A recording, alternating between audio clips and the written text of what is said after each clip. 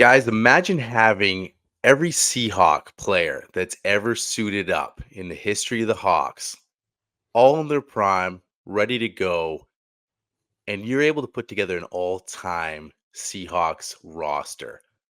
Well, that's what we're going to do today on the Hawk Zone. And to help us with that is Dan Viens coming on from Seahawks Forever podcast. And, Dan's a returning guest, friend of the show, and we're super pumped to be able to do this show with Dan because Dan knows his ball, knows his Seahawks, and just an awesome guy to have on. We're pumped. And Bryce, I'm ready to put together an all-time team here. So am I, man. I can't wait. This is going to be awesome. It is. Dan's going to come on in a couple of minutes, but just before that, guys, if you're watching this show today and you haven't went down and subscribed yet, go down, hit the sub and the like button, and then hit the notification button so you know you're never going to miss a future episode. That goes a long way, helps us out, helps the channel out big time, and just gives us the opportunity to keep bringing you guys this content. And we're getting excited because not only are we pumped for this show, but we're getting close to camp. So, it's the season's going to come. It's going to come quick. You guys don't want to miss it because when that happens, we're going to be all in here and we're pumped for 24. So on the other side, Dan Viens from Seahawks Forever. Well, I'm the best corner in the game. This run. Marshawn Lynch, get off me. DK. Hey, it's John Schneider with the Seattle Seahawks. And Washington's got a win. Leon Wilson to catch. Jackson, Smith, and Jigba. The Seahawks are going to host the NFC Championship. Every year, the NFL does. Is it going to be another 9 and 8? Players who've got to finish something. They have to fix the offensive Part of his success and part of ambition of being the LOB. Want to hear? That's trading DK Metcalf. Play him aggressive. This is the Hawks Zone Rundown with Ryan and Bryce. Guys, welcome back to the show. With us on the show to help us put together this all-time squad. Back on the show, Dan Viens. He's the host from Seahawks Forever podcast. Dan, we really appreciate you coming on and excited to have you on, especially to do this episode tonight. Yeah, I'm looking forward to this. This was fun to dive into. It's been a walk down memory lane for me, for sure. And there's some challenges in figuring out this team and what to give more weight to. Sort of like some of these guys were on the team for over a decade. And then other ones had a sort of, they were more like shooting stars. They burned kind of hot for a couple of years and then faded away. So it'll be interesting to see how the old guys' perspective differs from you younger dudes and how recency bias and some of that stuff kind of comes into play. This is going to be cool. It is going to be cool. And you bring up a good point. It's like you sort of have that balancing act between your tenure there. And then, there's been guys only here for a few years, but made a huge impact and put up some pretty good statistics too. So you sort of look at both those things and you try to make a decision. So, that's what we're going to do here tonight. Three of us kind of work it through and it's going to be fun. So and we didn't just so everybody knows, like we didn't talk about any of this ahead of time, which right. I think makes it even more fun because we have no idea what criteria each of us used and how we're going to arrive at these picks. So absolutely, and I think just to let everybody know, it's not just a one and done. We're going to throw up the format, but there's going to be a couple of guys from each position. So for example, when we get to the quarterbacks, there's 2 QBs. So, in a way you might have, okay, here's my number 1 starter. And then here's the guy that, would be my backup on the all-time squad. So let's kick it off, get into it. Bryce, why don't we fire the bracket chart up and go through. All righty. So I will throw up the offensive depth chart first here, guys. So here we go, guys. So our depth chart, and I apologize to our viewers if it's tiny. I'll try and zoom in. But this is our all-time Seahawks blank depth chart here. And we've got to start, we'll go with the left tackle position. So, Dan, you're the host. Who did you have in your left tackle bracket for your two top guys? I mean, this is one of those examples where some of these are going to be way easier than others. Yep. And will require a lot less discussion, whereas some of the others, I'm sure we'll have to debate quite a bit. I mean, it's Walter Jones is LT1 for sure. Yep. I don't think there's any question about that. He's a first ballot Hall of Famer.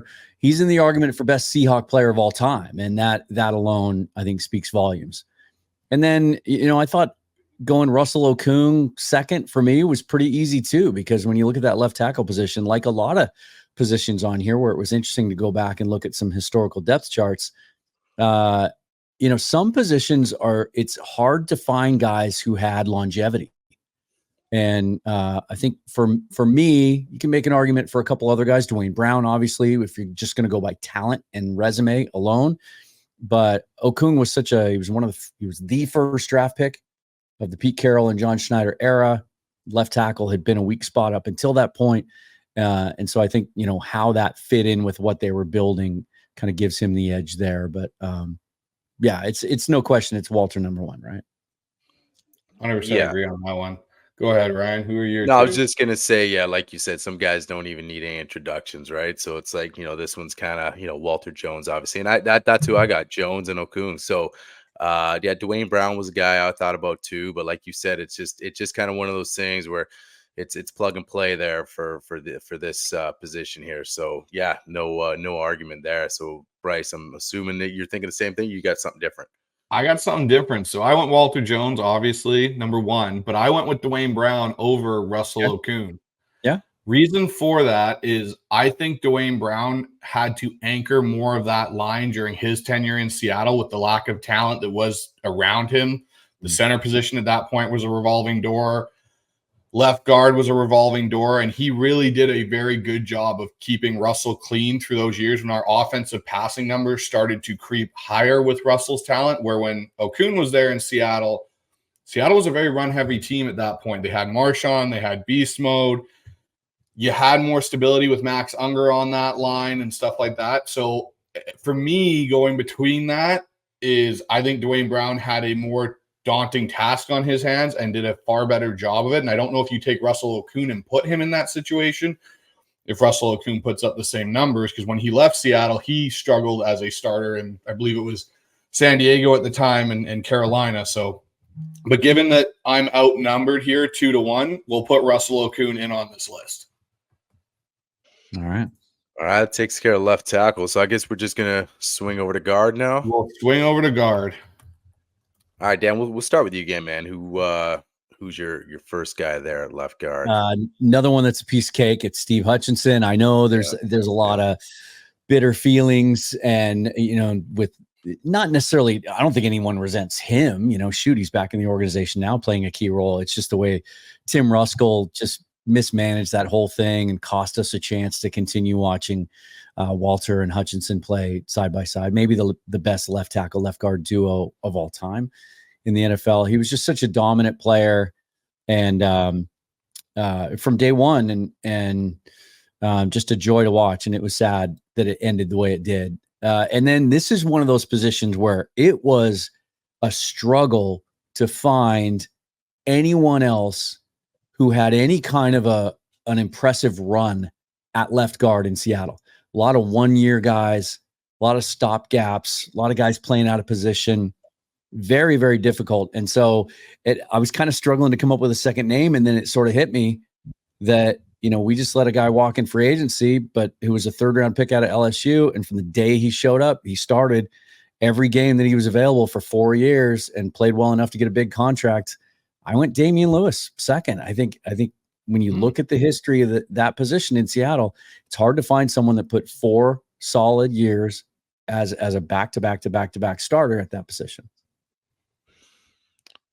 Yeah, interesting. I mean, yeah, like you said, Steve Hutchinson's another no-brainer with him and Koo. I mean, opening up huge holes, for a guy like Sean Alexander, especially, that's going to be a, debate that when we talk running back here, a couple guys that probably are on all of our lists, who's one, who's two. You look at that line he had to run, run with. And it's like, man, like you said, those two guys on the left side, just so dominant, right? So, yeah, I mean, it's just a no-brainer there. I struggle too, and yeah, I'm not going to sit here and lie. I left it blank. I just left it blank because you could have put a lot of guys in. I really like your pick. It makes sense, and they're earning that big contract, man. I mean, but I'm gonna leave that one, man. Bryce, who do you got? And do you have some?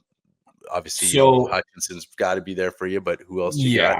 Hutchinson's there for me now. I went back and forth, and one name I'm going to throw Dan's way because Dan probably knows more about him than I did was Edwin Bailey. Was another left guard that had a decent tenure in Seattle. He didn't put up amazing numbers, but he was a good time starter for them. And so he was one name I was going back and forth with, but I ended up following on the same thing in Damian Lewis just because he was here for basically his entire rookie contract. He started from day one.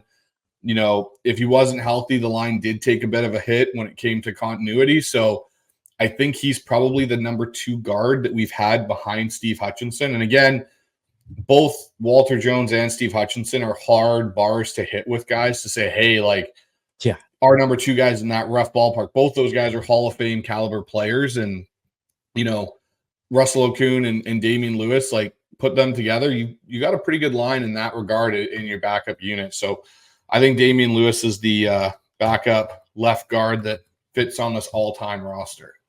When you guys were doing this, did you kind of struggle with like how to balance or how much weight to give to just pure talent, like how good a player was versus what he accomplished here or what he meant to the Seahawks while he was here? Yeah, I struggled with that, especially in some of the other positions, especially when I got into the receiver position and you look at some of these guys we've had here and the talent they had versus what was their overall impact with the Seahawks organization. And so there'll be some names I'm sure that we're all going to talk about when we get to that group. For me, that was a real struggle where I kind of went back and forth and I was like, do I put him on the list? Like, he wasn't here that long, but when he was here, wow, was he lights out. And then other guys, it was like, yeah, they were here for 5 or 6 years and they made some plays, but they weren't gaudy numbers or anything like that. Do they get into this list in that spot? So, yeah, no, Dan, I definitely had some struggles with that going back and forth. It was a lot harder than I thought it was going to be. Especially when you start going back because, 80s, late 70s, 80s, even into the 90s, it's pretty easy at each one of these positions to find guys who were 10, 11, 12-year Seahawks. Yeah, and right. You just don't see that anymore. And so, yeah, you have to kind of weigh that. Yeah, and I say for me too. It's you kind of like we just spoke on that earlier too. Because you look at the total games played, guy did 10, 11 years, but then you can look at a guy and maybe he only played 4 or 5 seasons, but he was just super dominant, right? So you kind of, for me, a lot of times it's like, okay, well, what was his impact? What was his overall impact with this team, even though maybe he was only here for a short time? So it's just that balancing act, right? But yeah. So swinging right over to center again. I mean, this is the first guy is probably an obvious one for everyone. Dan, I'll let you kick it off. Is it though? This is one where I struggled here. This is one where I thought I might be going against the grain a little bit and a little bit creative because I don't think when people think about Kevin Mawai that they think about him as a Seahawks center. He made most of his career as a Jet, right?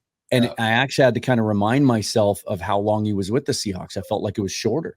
And he played guard at the beginning of his career, but then he moved over to center, and then that was it. First team All-Pro after first team All-Pro, first ballot Hall of Famer.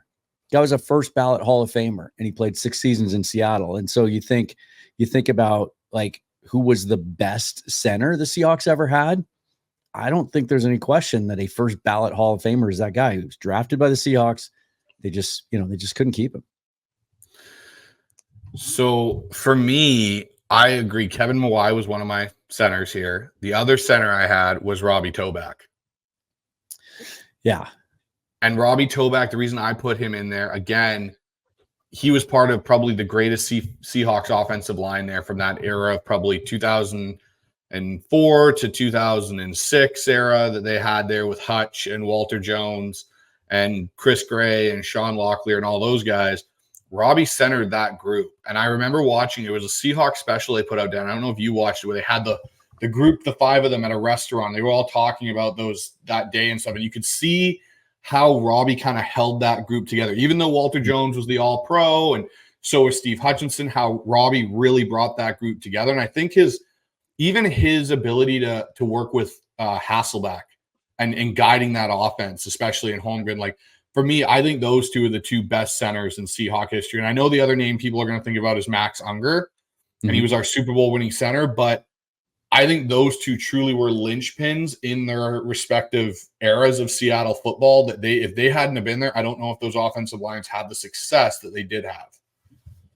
Yeah, he was so unsung on that line. He and Chris Gray, and even Sean Locklear, like, those guys were just kind of the blue collar dudes, while Hutchinson and Jones got all the accolades. But yeah, I went Unger second, just because 6 seasons. He was a first team All-Pro once, made a couple Pro Bowls.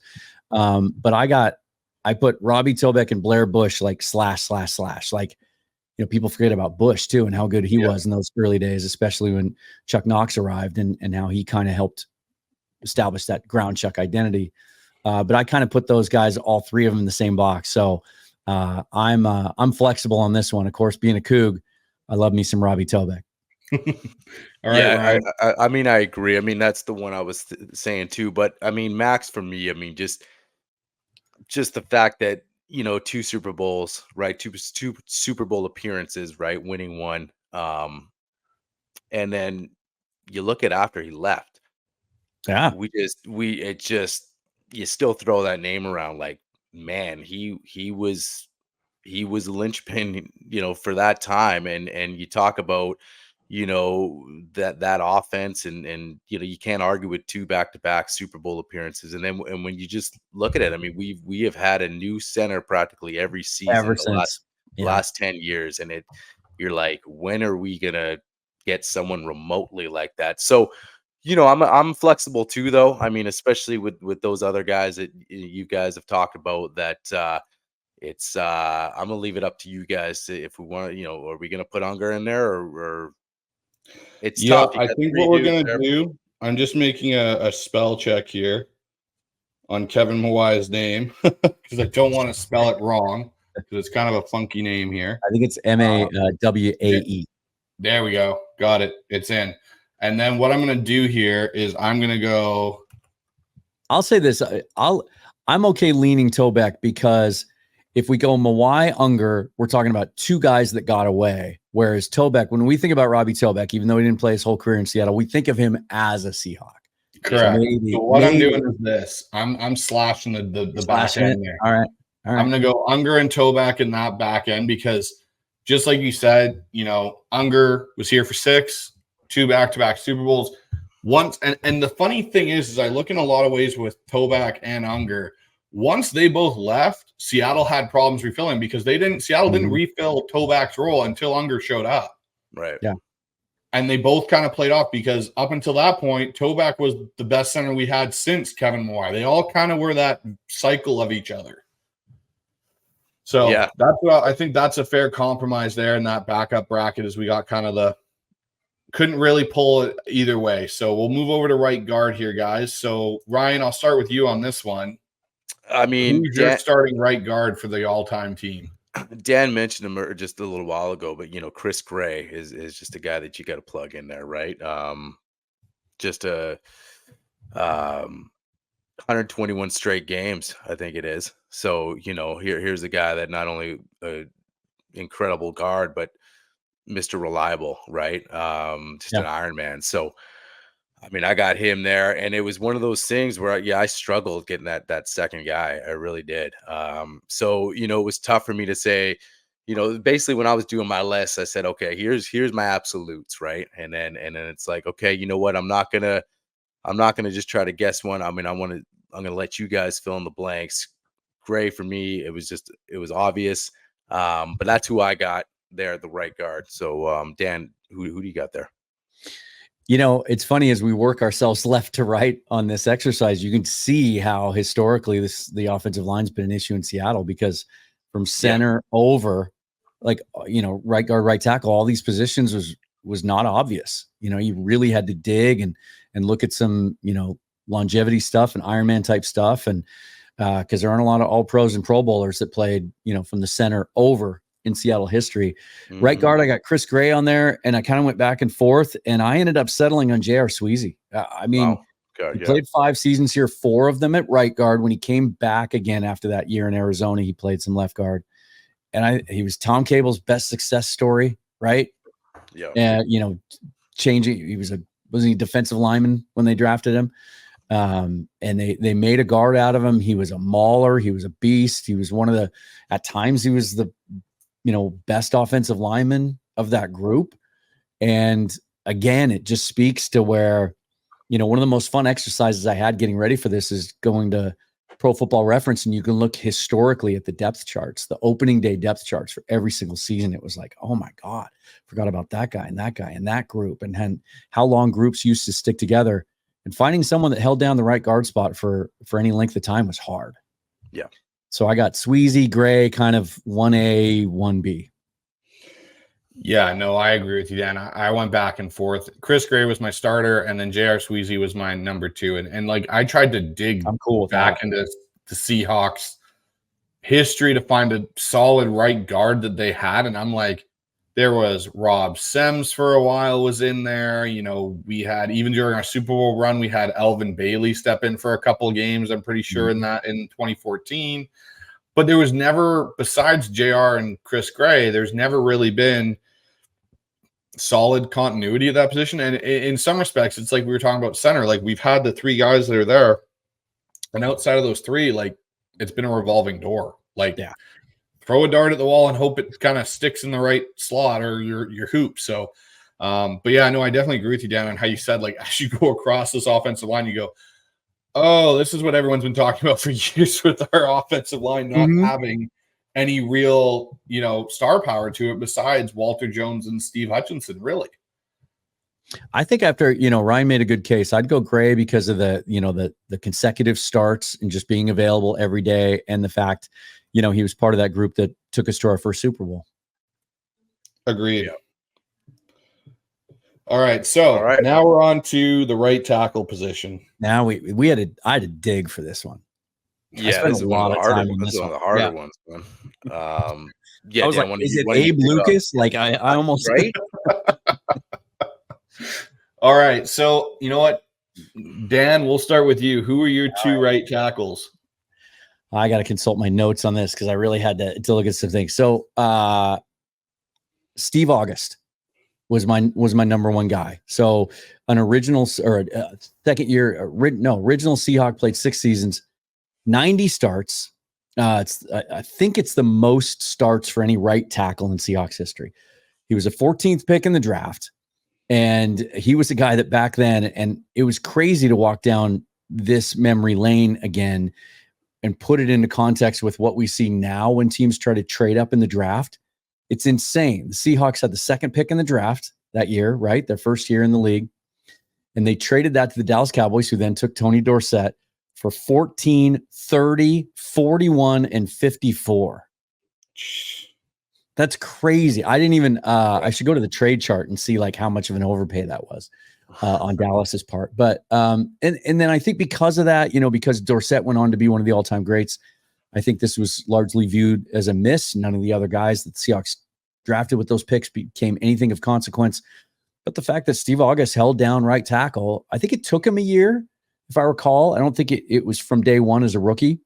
But he started at that spot for 6 seasons. And during that time when they were going from an expansion team to being competitive. And I think it's hard to find someone else that has that track record. And then my second guy had to get a little creative. I went Howard Ballard. You remember Howard House Ballard? Okay. Because that does ring a bell. Yeah, he played 5 straight seasons, 94 to 98, 74 out of 74 games started. So he was reliable. He was an all-pro, 2-time Pro Bowler when we got him, and he was one of those rare free agency signings, big name free agency signings that the Seahawks made that actually paid off back then. So I kind of went with these guys. There really isn't anybody in Seahawks history at right tackle that has a massive ceiling. Just so I kind of went with the two guys that sort of held down the spot the longest and were the most reliable. But I'm interested to see what names you guys come up with. Be interesting. Okay, Ryan, you go. Yeah, I mean, I got Sean Locklear on there. It was hard not to go Locklear. Yeah, I mean, just part of that beast of a line and their first Super Bowl appearance, and wasn't what was he there? Six seasons, I think. Right? Is that am I correct? So, but like you said, it's tough, and as far as going further back in the inaugural season, it's you basically looking at statistics. So the funny thing is that I was like, okay, you know what? If I'm going to put a team together, and some of it maybe is potential, and I just slotted Abe's name in there and said, you know what? If this guy can stick around and be healthy for another 8-9 seasons, I just love his season. So I threw him in there. I'm not saying, just to mix it up, because I said, I can look at these guys from way back, but because it was a tough position, and Sean Locklear was a pick that I was comfortable with, and so that's where I went with that. Hey, I think if Abe doesn't get hurt, we're probably all agreeing that he's one of these two spots, right? Just based on talent alone. Yeah. Yeah, and that's how I look at it. It's kind of one of those things when you're putting one of these teams together too. You're like, hey, you can look at it like, okay, just based on stats and this, but you can also say, we talked about impact, but then, if I have this team, if everyone's in their prime and these are my guys and I could put them on the field, yeah. And like you said, if he's healthy and, and then you project, okay, if he plays X amount of years, even if it's 6 or 7, hey, this guy could be a really, really good player. So that's why I had him there. And it like you said, it was tough looking at this spot here. If your criteria is to build a competitive team for today, then August isn't the pick, because he played right tackle for 6 seasons in Seattle at 270 pounds. Yeah, I mean, that's the thing. Well, I mean, I guess you can look at it two ways, because yeah, absolutely, the game's changed so much.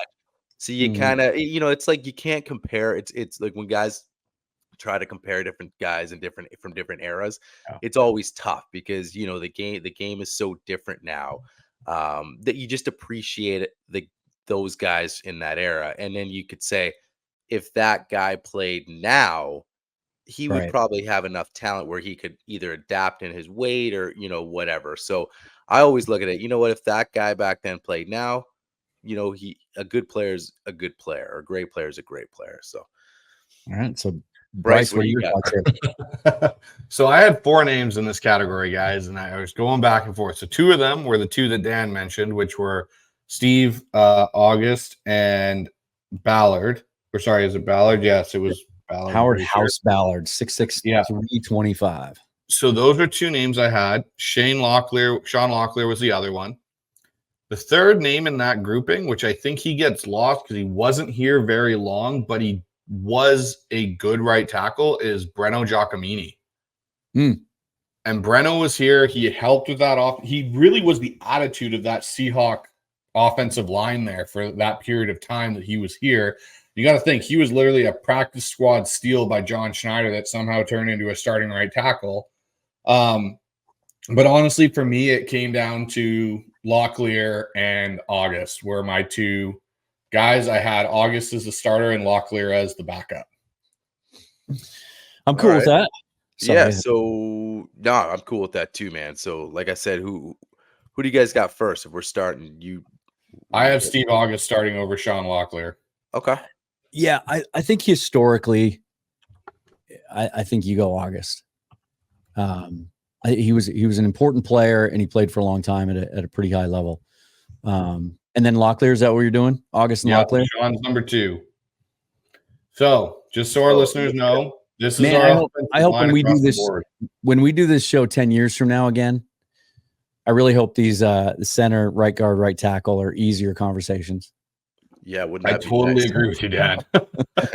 Maybe we're talking about Christian Haynes and right. Yeah. Christian Haynes, Abe Lucas, maybe Charles Cross takes out Russell Okun. Maybe Olawatimi holds it down for 7 or 8 years. Exactly. It would be nice if this list got a little bit just had a little bit more star power to it, I would say, Yeah. on the center to right side of this. So, but yeah, this is Indeed. honestly either one of these O-lines, whether it's our starting 5 or our backup 5, I still think are solid offensive lines that could protect our quarterbacks and run the ball effectively.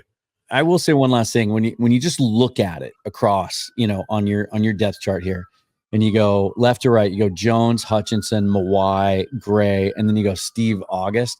You're like, man, if that's a healthy Abe Lucas that puts 3 or 4 years of work in there, now you're talking. Like that's a pretty damn competitive historical line. Yeah, absolutely. So we'll see. Yeah. All right. So do you want to have some fun and get into some skilled positions here at the wide receiver? I think that's the idea. So let's go to our tight end spot here first. Okay, we'll save quarterback for the very end, but let's go to tight end first. And this one for me, again, what's kind of weird was there aren't a lot of great Seahawk tight ends in our history. Like there really isn't. There's some guys that were good, but like Jimmy Graham's probably the biggest name guy that we've had here. Obviously Noah Fant now, but Noah Fant really doesn't even have the same star power. He's just a high draft pick. So the 2 guys I put here, one is Jeremy Stevens, who during his little run there with Mike Holmgren and Matt Hasselbeck was a very effective tight end. And then tight end number 2 was Zach Miller.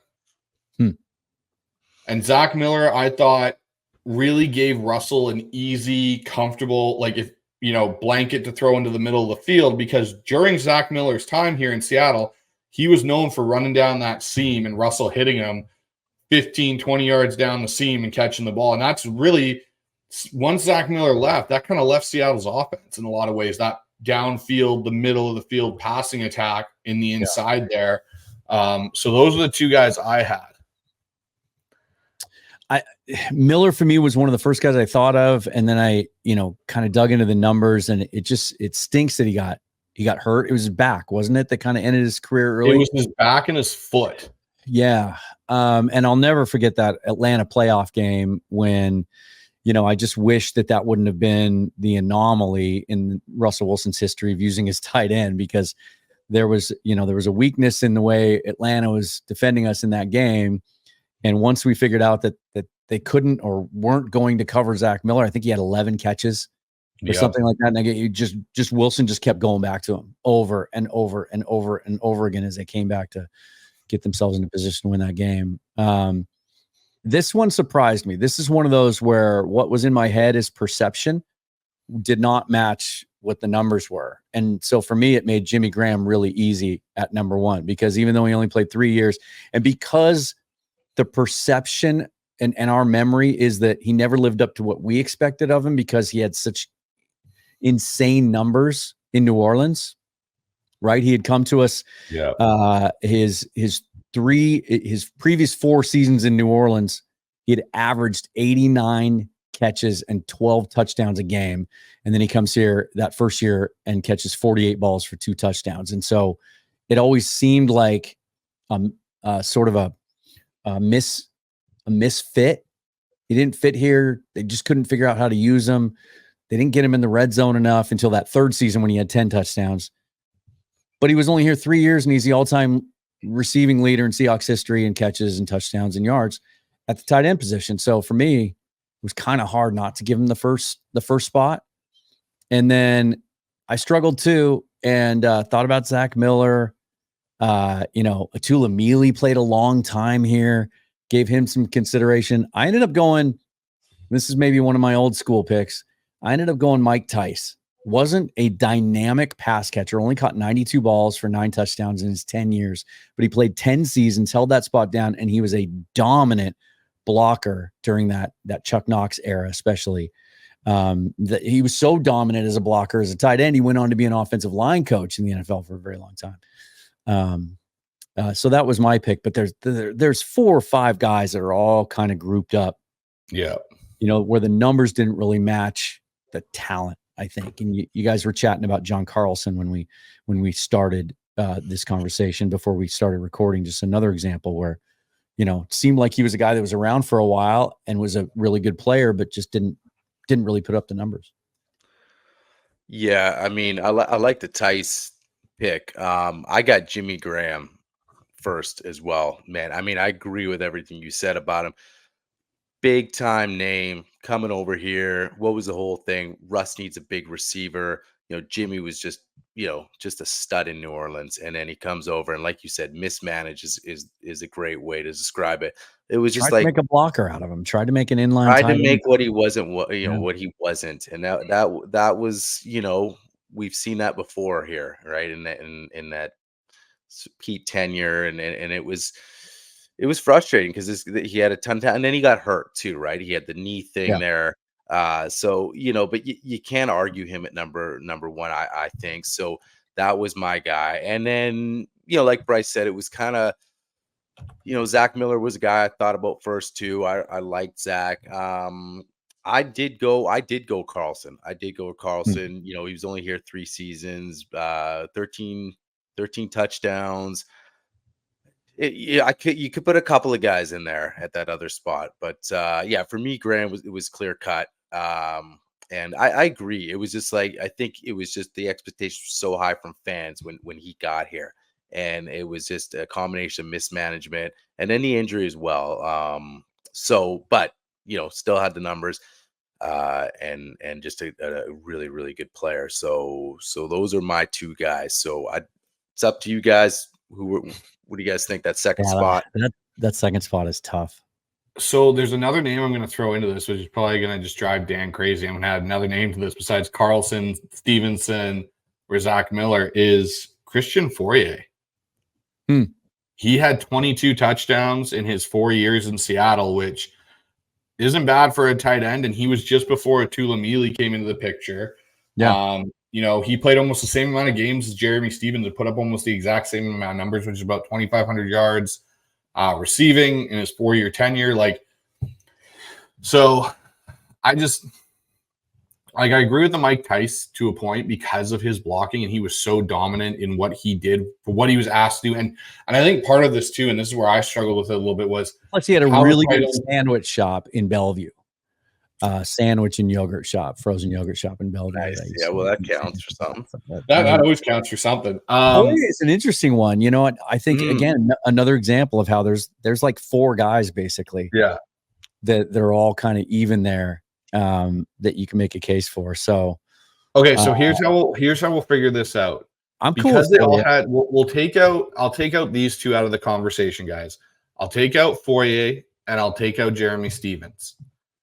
If it's between Zach Miller, John Carlson, which one do you think, if they had stayed and had a less injury-prone tenure in Seattle, who has the better numbers at the end of it? I'd go Carlson, I think, in a slight lean because he was such a solid 2-way player. Like, he was a very, very good blocker, and I think underrated for that. Not that Zach Miller was Jimmy Graham-like or terrible in any way, but that was kind of the reputation coming out of Notre Dame, is that Carlson was a very solid blocker and kind of had some upside in the passing game, and he became very, very solid. Plus, one of my favorite memories, maybe in Seahawks tight end history, was wasn't it the beast mode game when Hasselbeck threw 4 touchdowns before? Are you talking about when he fake chopped, laid down, got up and ran? Fall down play. Didn't he have 2 touchdowns? Didn't he catch 2? He had 2 touchdowns because Roman Harper couldn't figure out that's what he was doing. Yeah, and he had the fake fall down play. Give me some John Carlson. I think if it wasn't for the injuries, he would have had a much more established career. All right, there you go. And here's my one part on Carlson. And when I look back at that Seahawk team that year, one of the biggest things that happened in that Chicago game was Carlson got hurt, and he was supposed to be a huge part of their offense that game against Chicago. And he had the one where he caught it, tried to jump. I think it was maybe Lance Briggs or Tillman, and he got flipped up and smashed his head and got a concussion. And Seattle's offense fell apart after that. But prior to him being injured, and I think it was the early second quarter, Seattle was going up and down the field on Chicago. I think it would have been a different day. So let's go with John Carlson as our number 2 tight end there. So we'll move this over a little bit. Was that the game when was that the Robbie Gould last second field goal? Yep. Yeah. That in the snow, that lovely game. So let's go into our fun 6 slot skill position of receiver. So just so our listeners know, there are 4 outside receiver positions and 2 positions designated for slot receivers. So let's start on the right side here. Who was one of your 4, Dan? I mean, I'll start because it's Largent. I mean, there's absolutely no question, right? There's a reason that he's engraved on my arm. All-time receiver, all-time leading receiver in Seahawks history. Not just that, but when he retired, he was the all-time leader in NFL history in a number of categories, including touchdowns with an even 100. Just a guy that overplayed his talent, his physical gifts that he had, and overcame being a late draft pick and a cast off, and was just a joy to watch. Again, another guy that's in the conversation for best Seahawk of all time, and so he's got to be the number 1 guy. And would he survive as an outside receiver in today's NFL? Well, that wasn't my criteria. He was a dominant player at the time that he played, and he did all of that damage with 2 very solid but not great quarterbacks. And this one's easy. No, couldn't agree with you more, Dan. Steve Largent, 100% on this list. He's one of the starters. And I honestly think if you look at during his era there in the NFL, he was the best receiver in the NFL. And he held every record basically that eventually Jerry Rice ended up breaking. And you listen to Jerry Rice say, I looked up to Steve Largent. He was the guy that I wanted to go out and be better than because I had so much respect for him. So, no, I think Largent 100% goes on this list. Ryan, who's someone that you had on this list? Well, I'm just going to echo that with Largent. I mean, it's like I always go back. Great players would be great in any era, So, my criteria is sort of, I sort of look at it 2 ways because I think, does he put up 100 TDs? I don't know. I mean, the game's different. Maybe he puts up more. But I don't like doing that. He was so great and dominant in his era that there's no question he just would be great in any era. If he existed today, teams would have made him a slot receiver for sure. And it's he wouldn't have played outside, right? And that's the thing. But again, I think just great players figure out a way. Like you mentioned, he figured out a way to surpass maybe his physical gifts. So a guy like that, high football IQ, he's gonna figure it out how to be great, and maybe a team will say, well, we're gonna move you inside a little bit here, now, but so no question. I mean, his numbers are just ridiculous, far and above, really anybody else on the list. Like you said, retired leading the NFL in a lot of categories. And then when you just look at him, and then you look at the next guy on the list for Seattle, obviously it's not even close. So, that's a guy. I mean, if you go down, another guy I got, I'm throwing on. I with my slot, I basically took 4 receivers in the slots, and I just had 6 great receivers. I'll just move on. I'll go a guy, and then we'll go a guy. But I'm gonna throw on another one of my guys that I'd have right now in all-time guys, DK Metcalf. He's definitely one of my outside guys. He's just the most physically dominant receivers we've ever had. And the guy still got some numbers. I mean, 43 TDs already. It kind of gets lost because you kind of think like, with Shane Waldron and you look at a guy like DK and you just expect them to just take over every single game. And then obviously, there's certain defensive schemes, and now that's why with JSN this year, you're like, hey, there's going to be some pressure taken off this guy with Grubb and all this. But he's just so dominant that I just think you overlook some of the stats that he does have, and he has been great. So DK's in there for me is one of my other guys.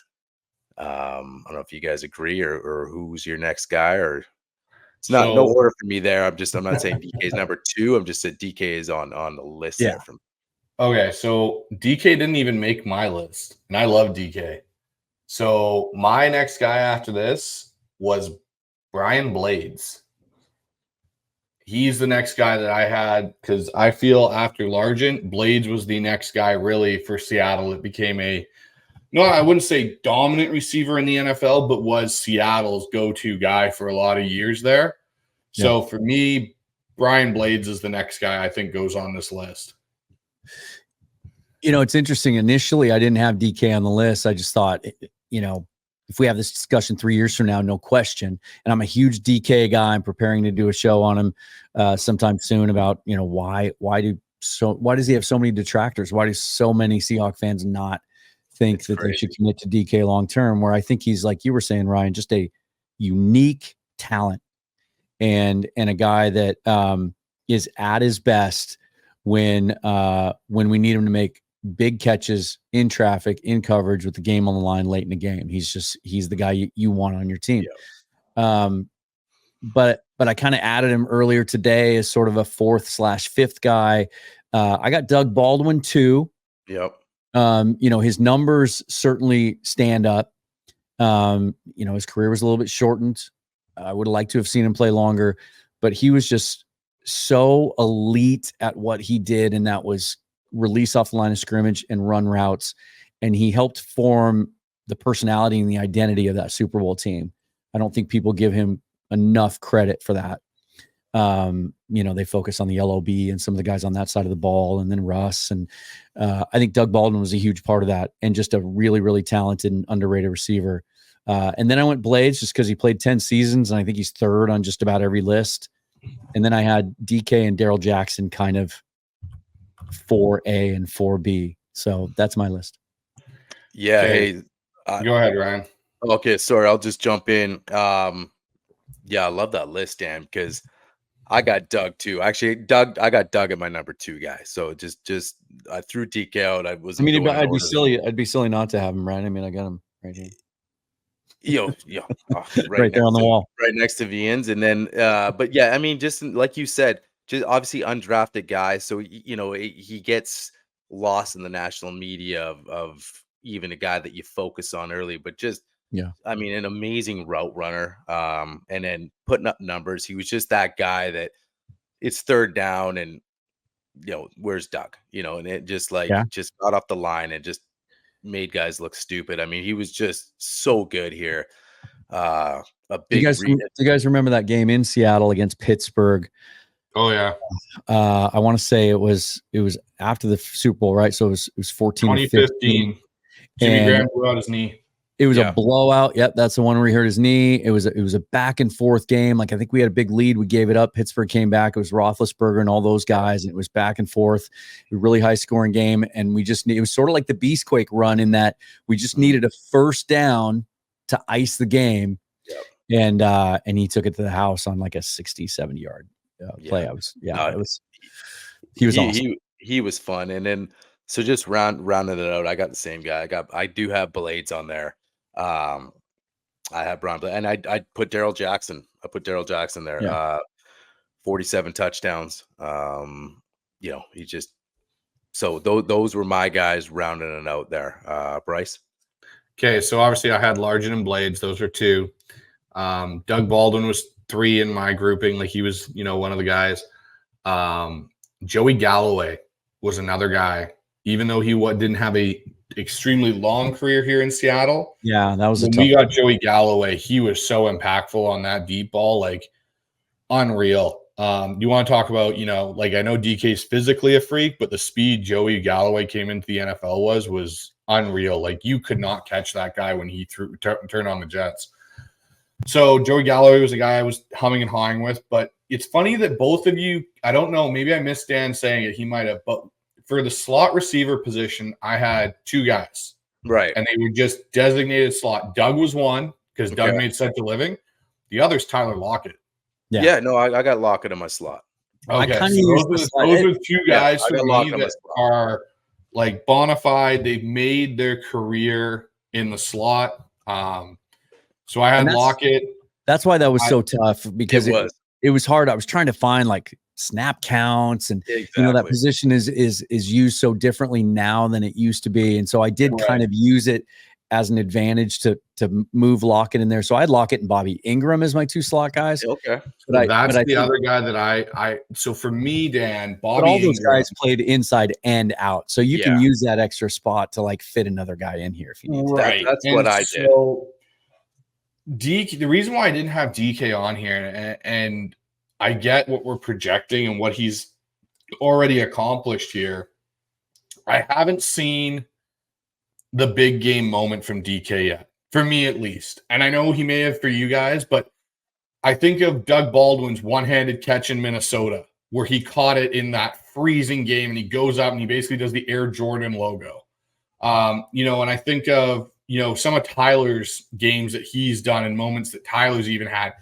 Same game, catches the ball from Russ where he fumbles it and scoots us all the way down to the 2-yard line. So for me, I love DK, but I want to see that DK Metcalf moment where it's just one game and DK has that moment in that game for me to truly cement him as an all-time guy.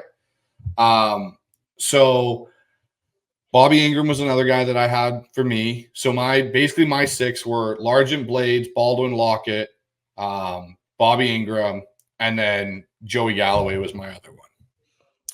Yeah, I mean, the only thing Galloway was a baller, but I mean, when you look at DK, you 2 years with, coming off, you're losing your franchise quarterback, obviously they made the playoffs 9-8.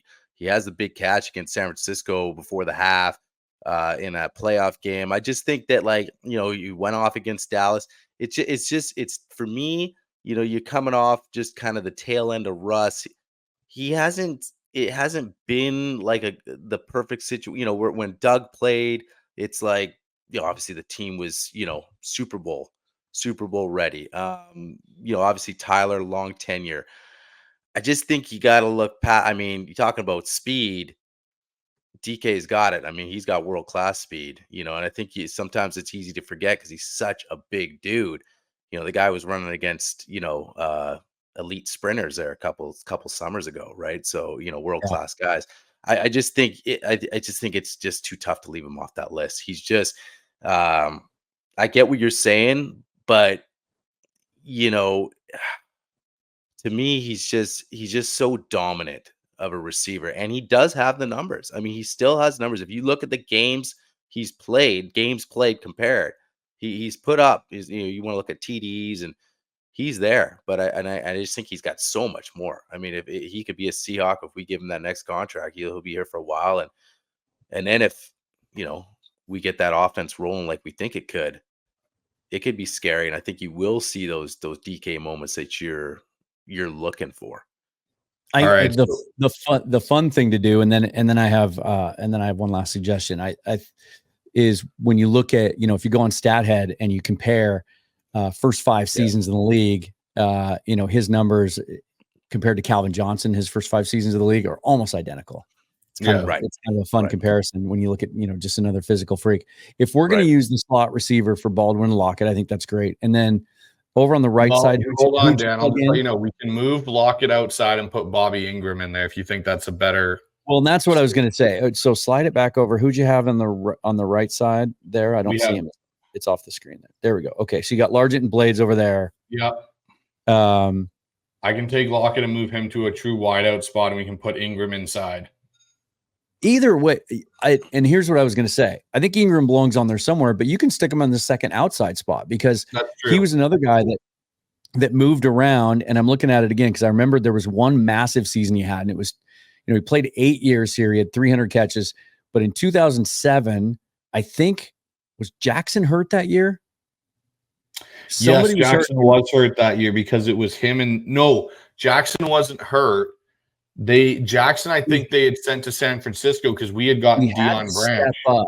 Okay, maybe Branch got hurt. He had to step up, and they played him outside. He caught 94 balls for 1,200 yards and 6 touchdowns. Like he could absolutely do it all. So I'm fine putting him wherever it fits.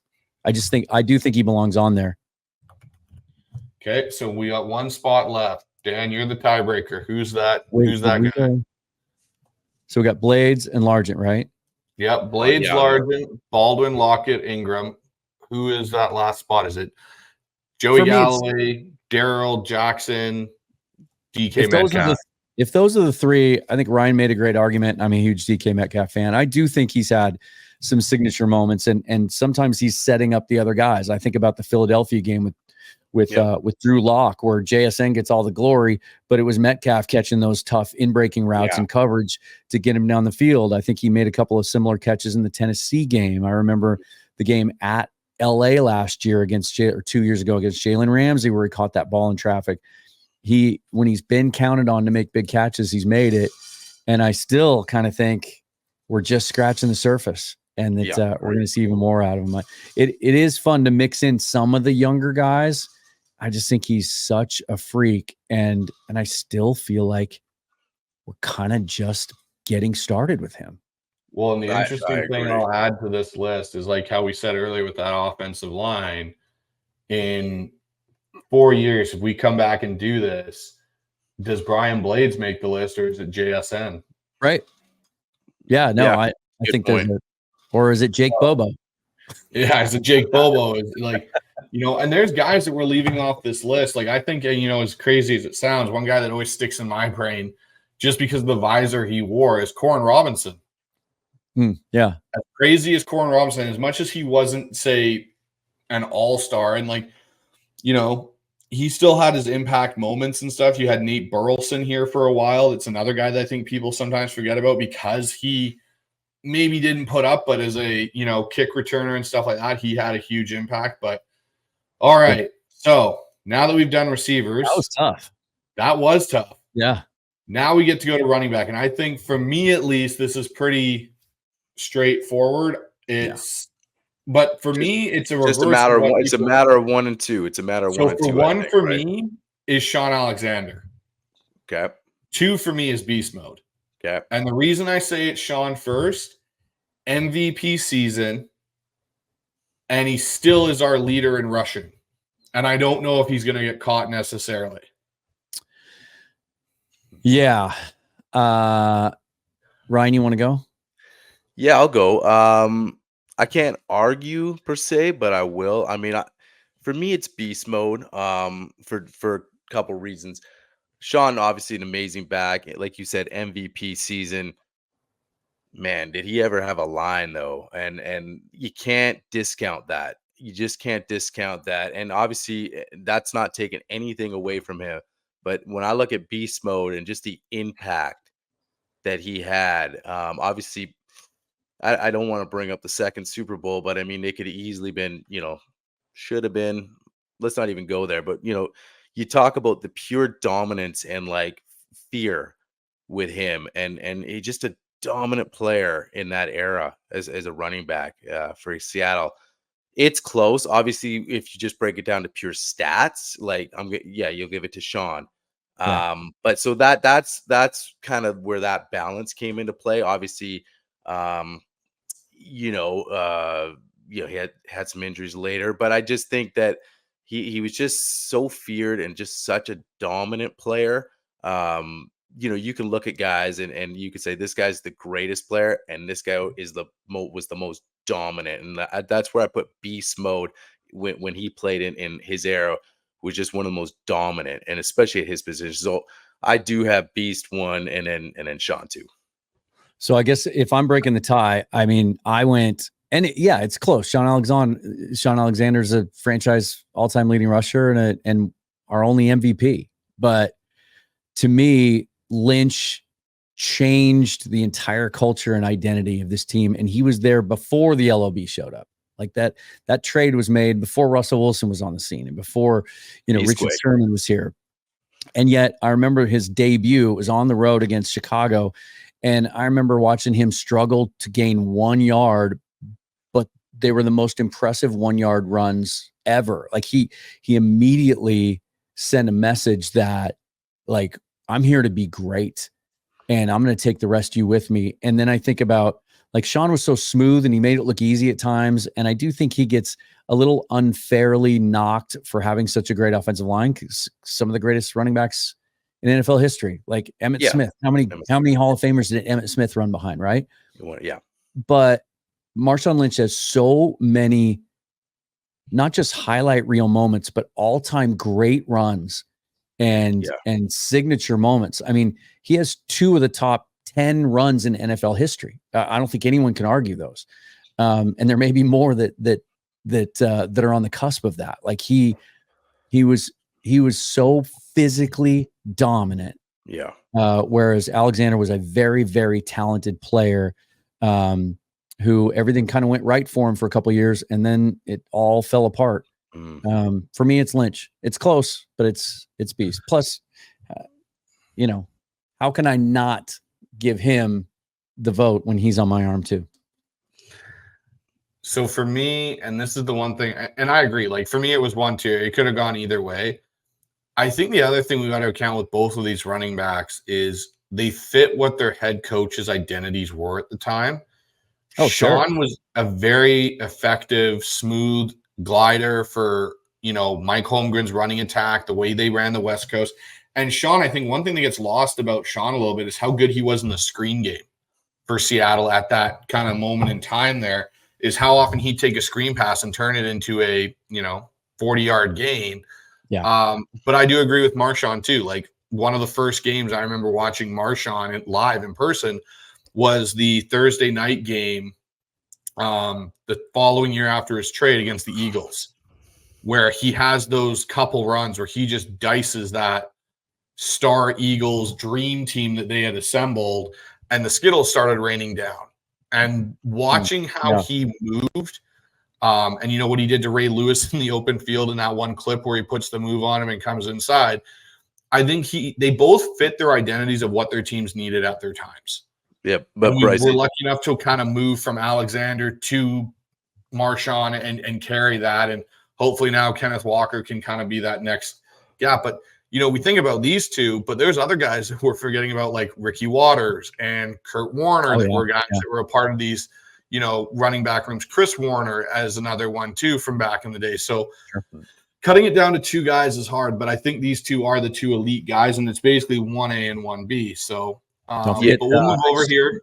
Yeah, Bryce, I just want to chime in real quick. You just mentioned Skittles, and to Dan's point, just it's culture, man. Like he just came in, made something out of nothing. You talk about the coaches, but it was just like this guy just changed everything. I mean, you talk about before the LOB, Beastquake's a prime example. I mean, it was like, what's going on here in Seattle? This is different, and that, like you said, Beastquake 1, Beastquake 2, there's a bunch of other ones. I mean, to see a guy just take a grown man and throw him out here and throw him out there, I mean, that's special. And so when I really looked at this, I sort of kind of tossed stats out the window, because for me, it was just that dominance and making something out of nothing, and the culture, just to echo down there on the culture thing. So probably the only guy to ever juke Ray Lewis out of his jockstrap. And hey, another right, yeah. If you listen to the mic'd up segment for that one, and I don't know if you have, Dan, Ray Lewis comes back into the huddle and he goes to Ed Reed and he's like, my toes messed up. And literally it derailed Ray's career, or his career after that season, because he had such a bad toe injury. He had to have surgery on it because of the move Marshawn put on him in the open field. It just buckled him. Insane. So I agree with you on that one. But and the other thing too, I mean, Marshawn could catch the ball. I mean, how many times you see him leak out there and make a nice? I mean, he was dimensional too. So, but yeah, both great guys, man. So yeah, I would throw one more name out there too, and it just points out that the Seahawks have had a very, very good running back history. But don't sleep on Derek Fenner either. He had a couple really, really good years there. It was a really kind of a unique talent as a bigger dude. Yeah, absolutely. All right, so now we'll move over to a position that's kind of fallen away in the NFL as it is now. We don't generally see it in Seattle. I think we all kind of agree the number 1 fullback is Max Strong. Yeah, he was the best fullback I think Seattle's ever had. For me, it was Max Strong and Michael Robinson were the 2 fullbacks. Oh, timeout from Dan. How? Okay, I knew this was going to come up at some point. The age difference. How are you dismissing John L. Williams?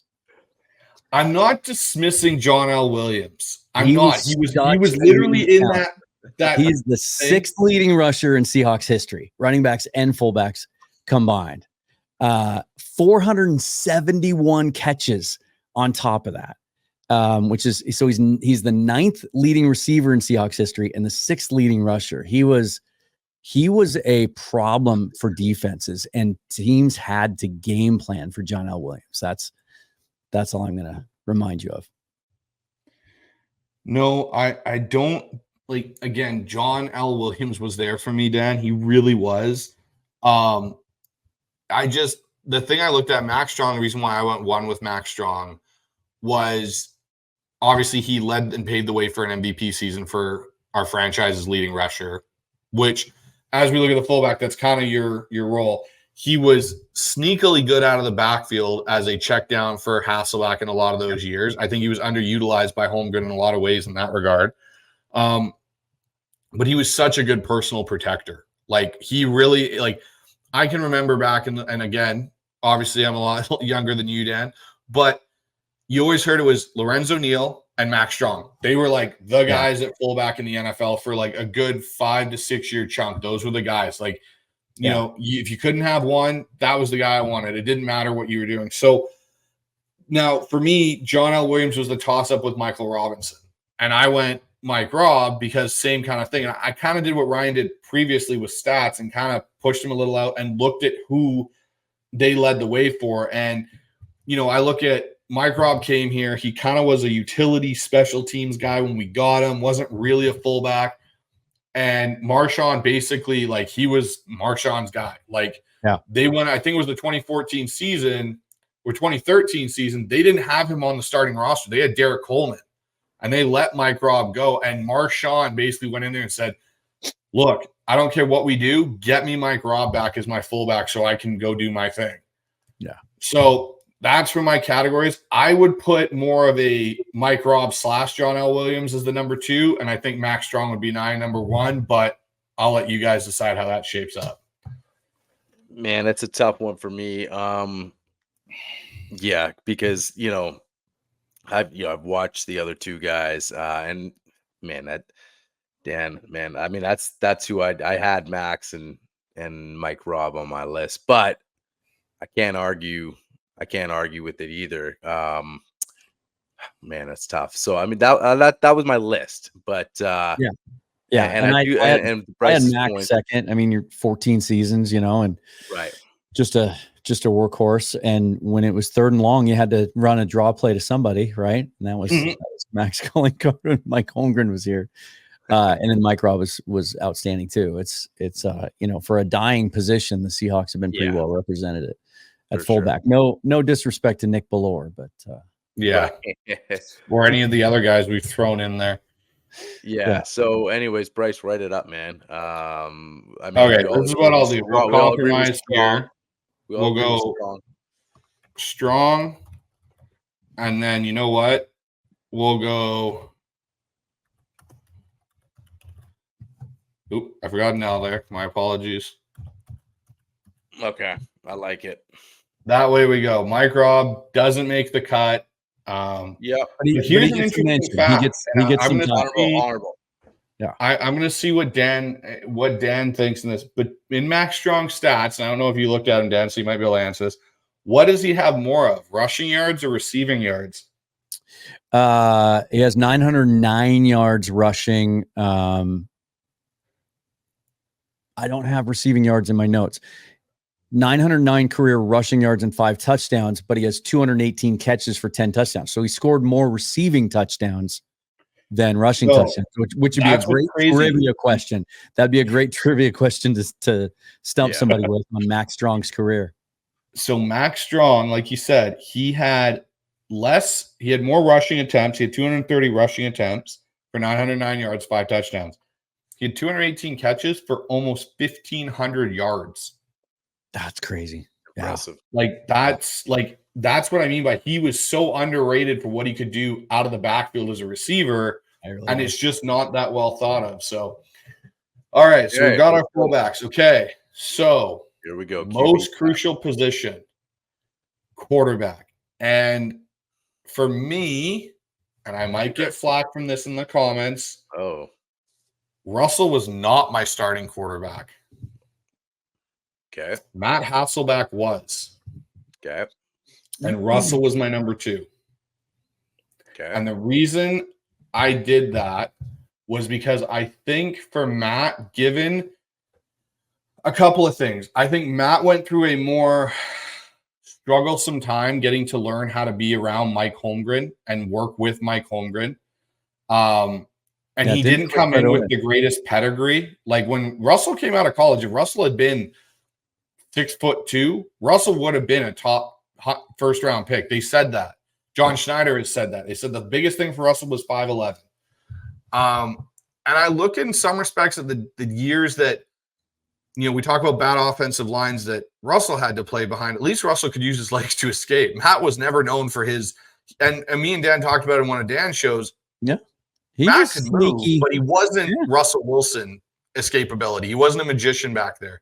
And some of those old lines, as we kind of went through that exercise a little bit earlier, Matt didn't have some, but Matt played through so many injuries, and he played with a mediocre, sometimes at best, receiving core where we're talking like Bobby Ingram's the best receiver he had. Well, Bobby Ingram to the rest of the NFL at that time was kind of a middle-of-the-pack receiver. So I think Matt, with what he was able to do for that 10-year period in Seattle and kind of made Seattle relevant with Mike Holmgren, I think, it really needs to be considered that he could be the better of the two options. Now, Russ obviously won our Super Bowl or went back-to-back and all that, but I think more of that particular and how I broke it out was that clip of Russell's career, I give more tribute to Marshawn and the LOB defense because after they all kind of left, Russell never really got us back to that peak.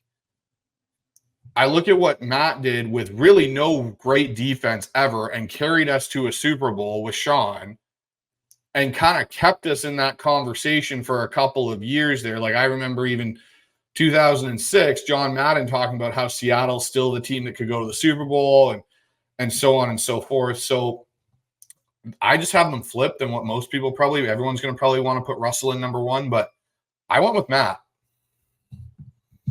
Dan? So I know your affinity for Matt Hasselbeck. You know mine. We've talked about him a lot, going back over as long as you and I have known each other. But for me, this was a slam dunk, no brainer.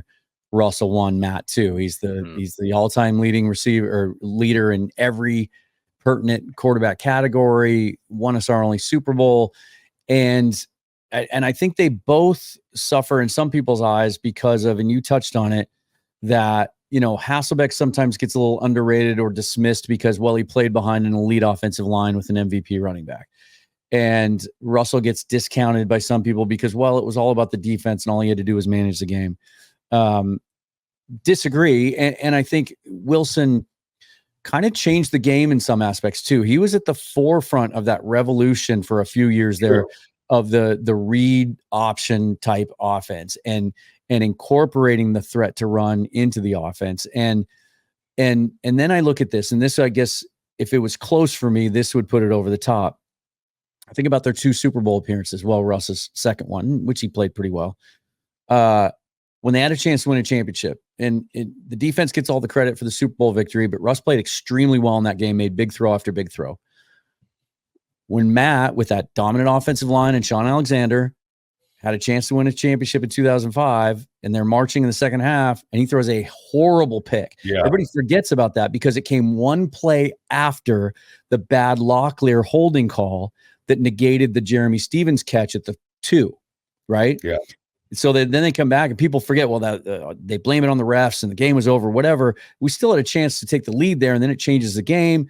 Pittsburgh's not able to run the trick play. We probably win a championship, and Matt throws an absolutely terrible pick. And not that I'm just breaking it down to one play. I think Wilson's the guy across the board.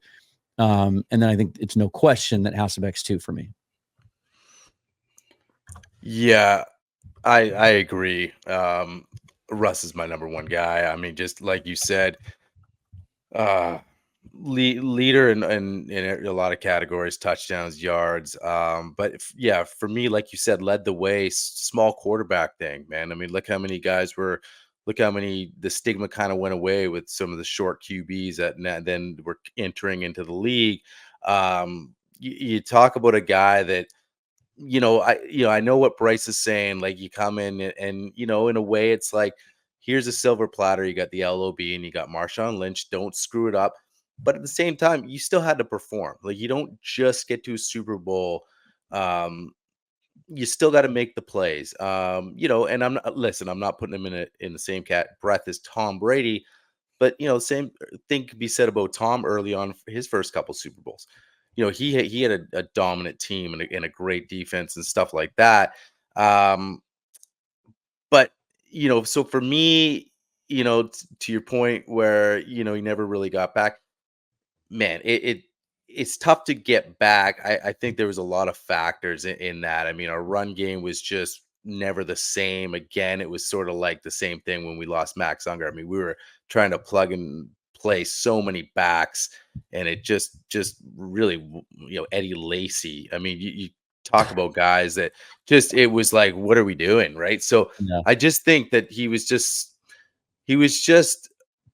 a really good QB here, and back-to-back Super Bowls, and just a leader in all the categories, and that's tough to argue.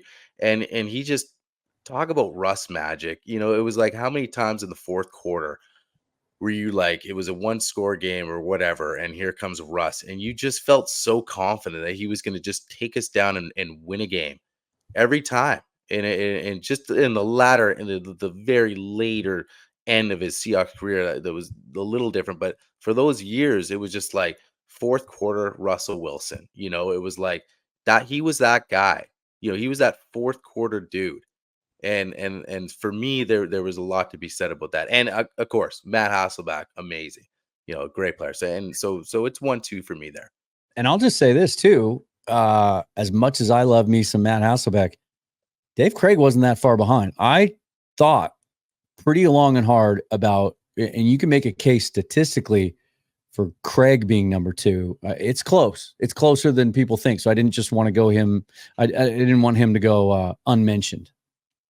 Yeah. No, for me, the other one that I had on my list, and it wasn't about stats. I think it was just kind of, again, how he impacted Seattle at a point in time, is John Kitna.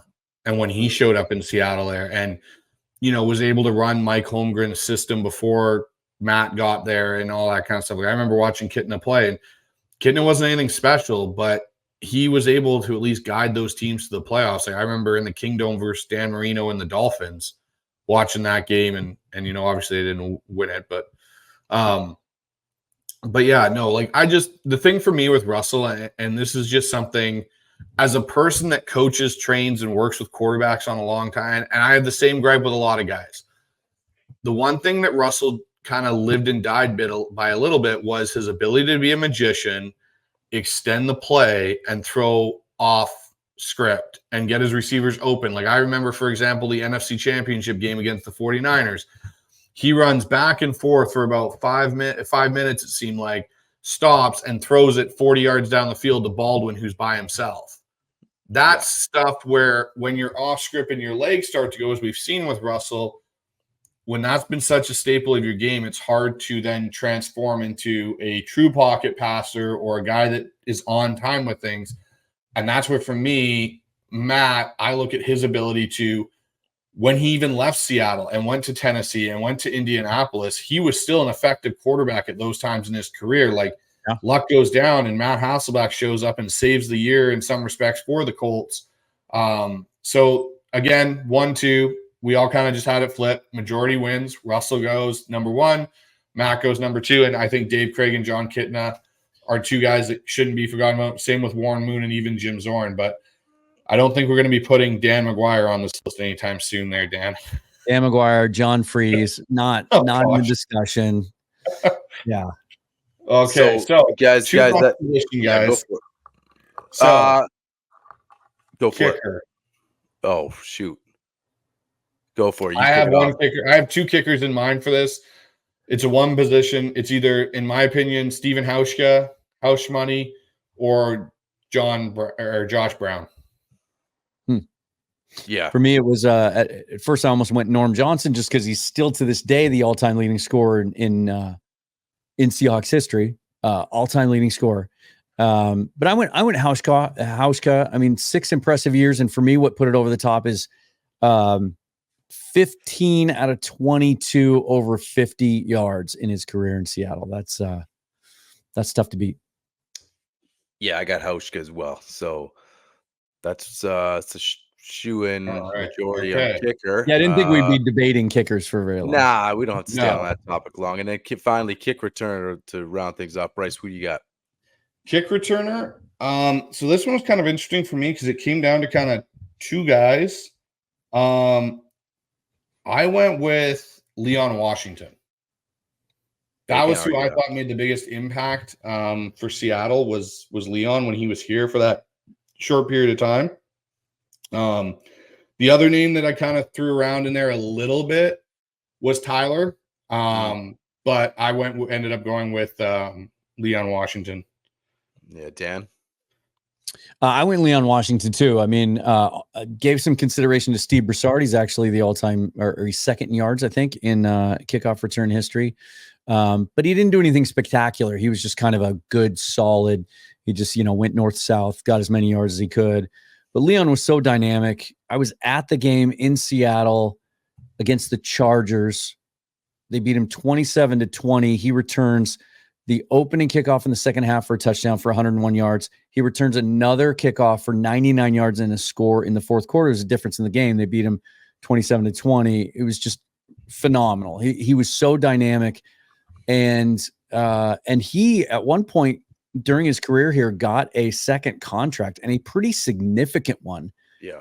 At the time for a kick returner. I think it was 4 years and almost $4 million a year, which is, again, at the time for that position was pretty significant. And then they make the trade for Percy Harvin. He becomes expendable and they release him a year or two later. But yeah, for me, it was Leon. Yeah. I mean, it's across the board. I got Leon too, super dynamic. And so that's majority. I'm going to give an honorable mention to Percy, just because of that kick return he had in the Super Bowl, man. I have watched that thing 100 times. I mean, that was, to me, like, yes, the Seattle dominated that game, but to come out in the second half and just take the air out of anything that Denver had left in that balloon, was that. It was almost made up for everything he didn't do in his career. You know what I mean? Like, yeah. And I just look at it like, yeah, man, even that jet sweep to kind of start things off there in that game. But just as a kick returner standpoint, that was exciting. I mean, it just jacks you up. So, and that's just, so I'll just throw an honorable out there. And I know the funny thing about Leon Washington is I remember during his time here, I was so frustrated. I kept wanting Holmgren to use him more in the passing game. The Jets did before he came here, and just in the screen game, he was so dynamic in the open field. He was so much fun to watch. Yeah. All right. So for our listeners out there, take a look. This is what the 3 of us, came up as the all-time Seahawk offense. So you know what? Let's take a break. After the break, we'll come back and we'll do the all-time Seahawk defense.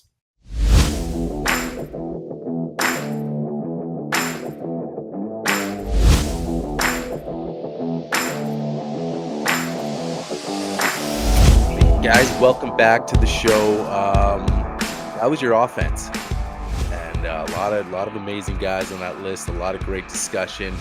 Now it's time for the defense, and we were talking before we came on. This could be a little trickier. There's so many guys that had great careers at a lot of positions from a lot of different eras. So it's going to be fun to sort of break it down and try to put together the best all-time Seahawk defense we can.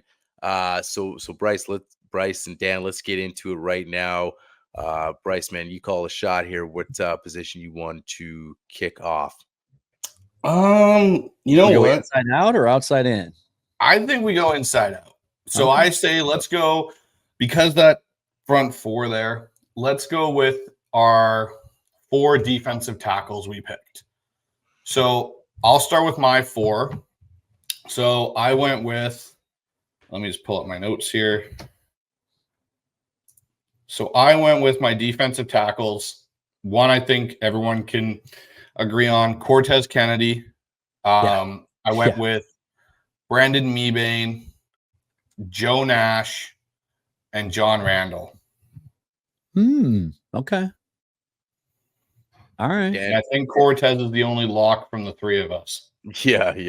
Well, Dan, and now I wonder if we're going to be getting into a little bit of positional versatility here, because on my list I have, and maybe I cheated a little bit too. So I agree. I got Kennedy. I got Nash. So glad you put him on there. I think people would be surprised to know that I think he's played more games in a Seahawks uniform than any player. Correct. 201 games in his career. He was just an Iron Man. Had a rule named after him in the NFL. Yeah, you can't fake injuries anymore thanks to Joe Nash. And then that fourth spot, I went back and forth with some guys, but I ended up going Mebane too. So we agree on 3 of those 4, but I put Michael Bennett as a defensive tackle. I know he played a lot of end. Okay. I know he moved in and out, and I'm perfectly fine kicking him out to end. It's just that I've got 4 ends that I really like in their history too. So I kind of used that as a place that, I know they moved him up and down the line, but when I think about Michael Bennett, I know he played a lot of 5 technique, but I consider him as an inside guy. Okay, Ryan, what do you? I'm okay with Michael Bennett going inside.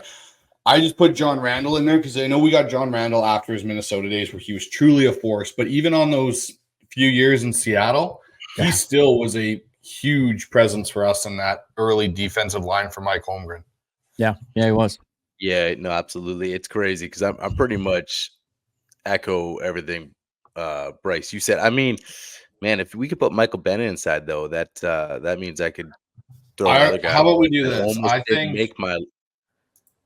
I think we do this. I think we put Brandon Mebane as the other starter opposite.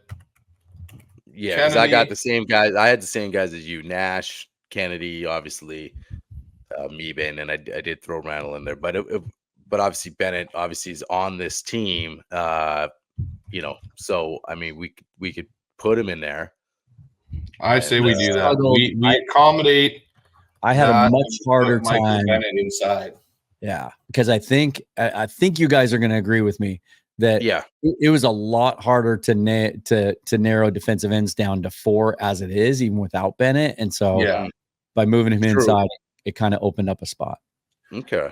So we've got our 4 D tackles for our all-time team, which was rather a quick exercise.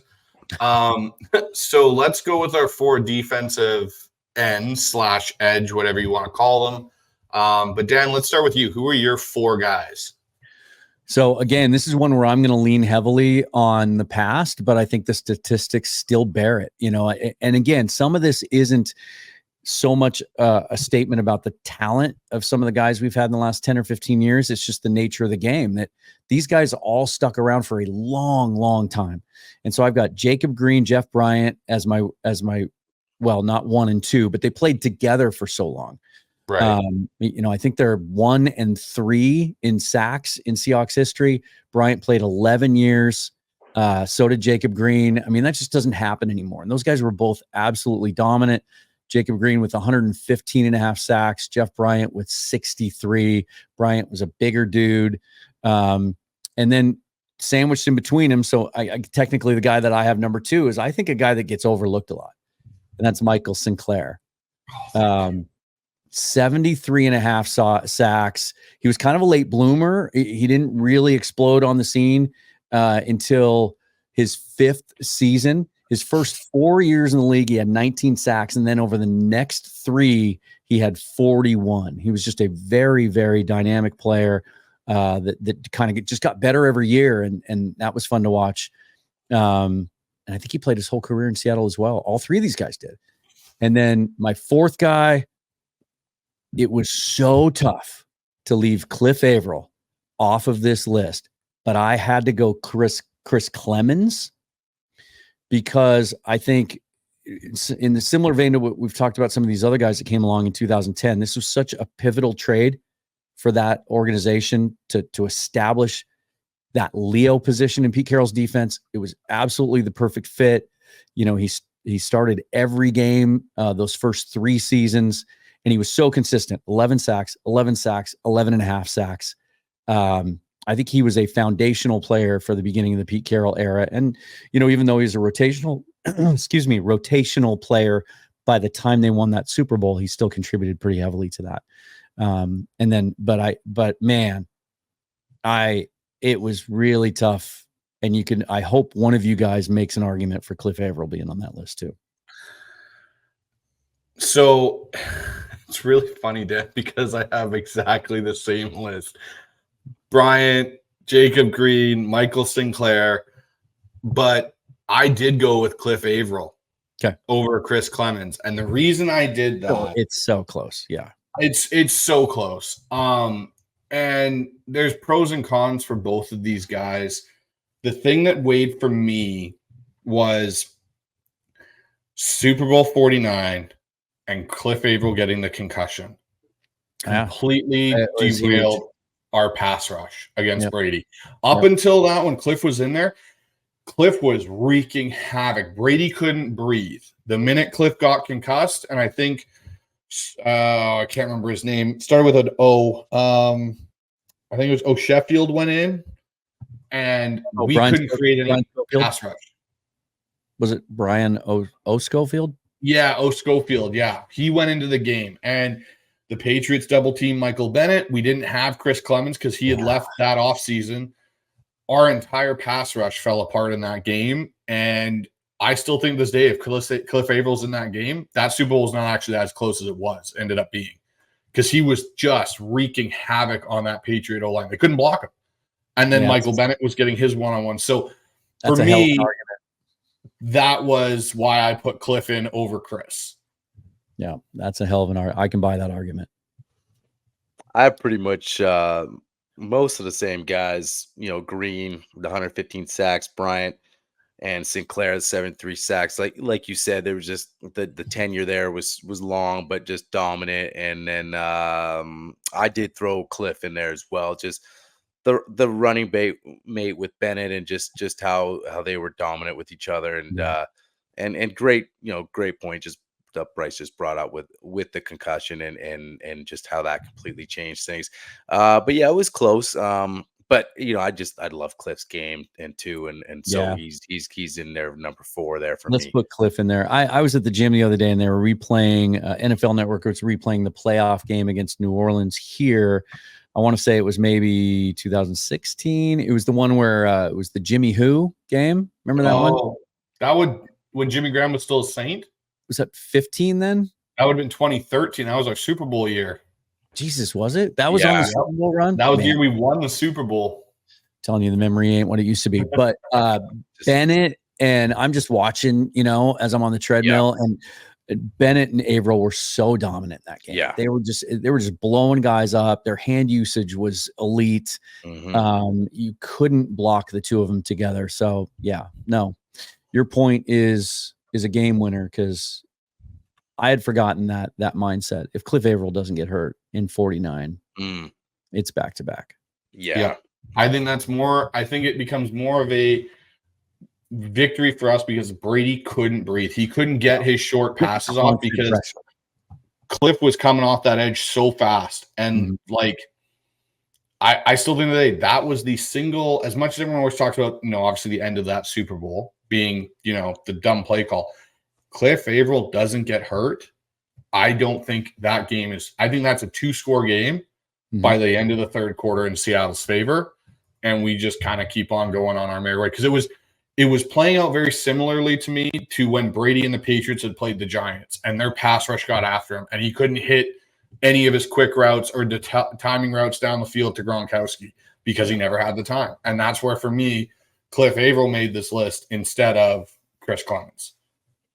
Yeah. I'm done with that. Yeah. All right.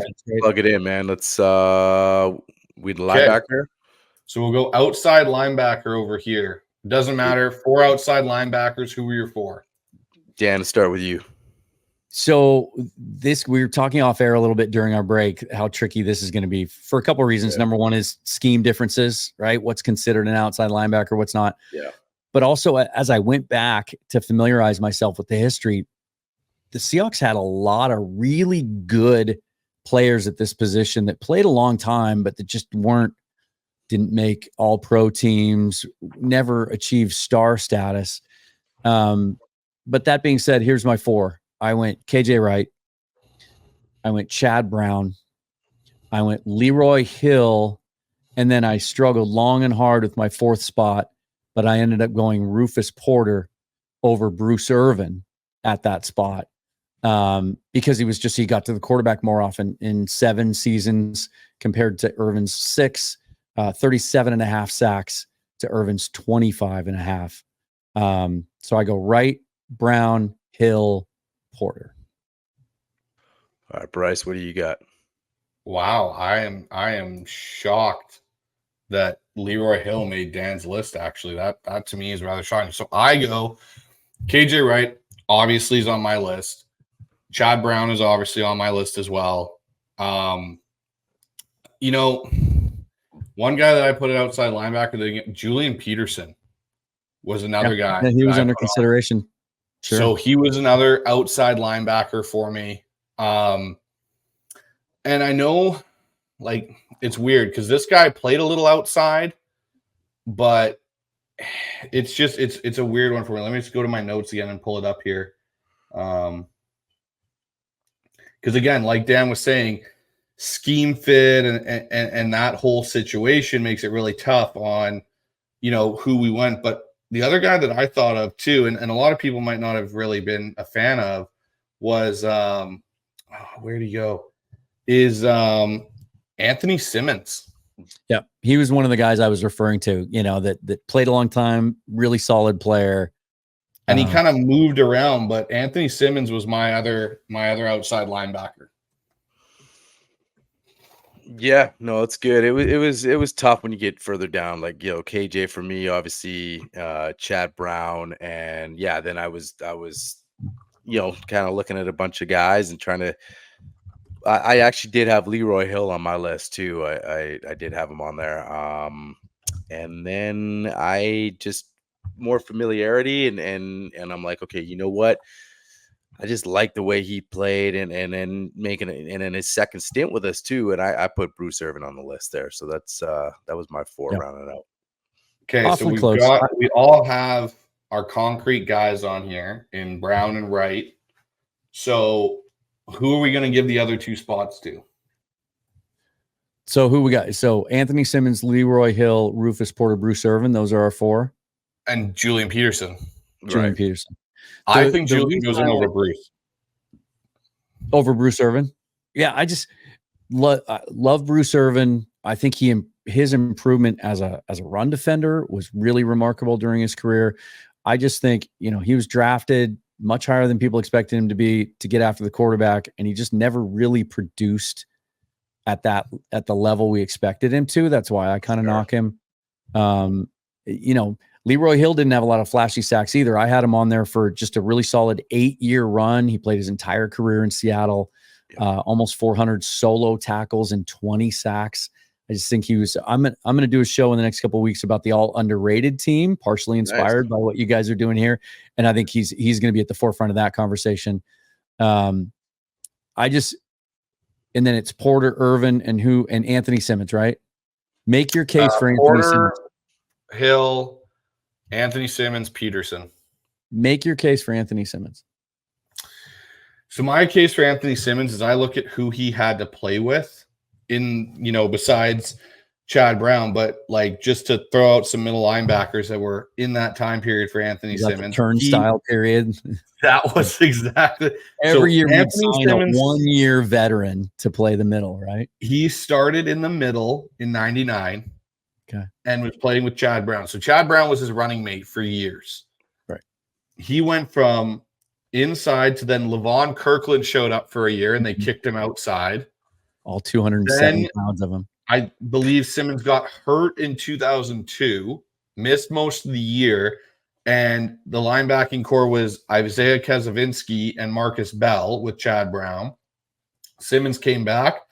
They put Randall Godfrey in the middle. Then they put Orlando Huff in the middle for him. So I look at it going, he was such a consistent linebacker with a constant revolving door beside him. Outside of Chad Brown, who's on the other side, he played two different spots, Mac and outside, kind of like what KJ did. He kind of was KJ before KJ in some respects to what Seattle's defense was. No. So that's my argument for Anthony Simmons. And then obviously my other argument would be for Julian Peterson. What do you think, Ryan? I mean, that's a good. I mean, you bring up Irving, and you bring up a good point about that being drafted high and just never really produced. Never really lived up to the expectations. So, I mean, I'm okay leaving him off the board. If I really like him.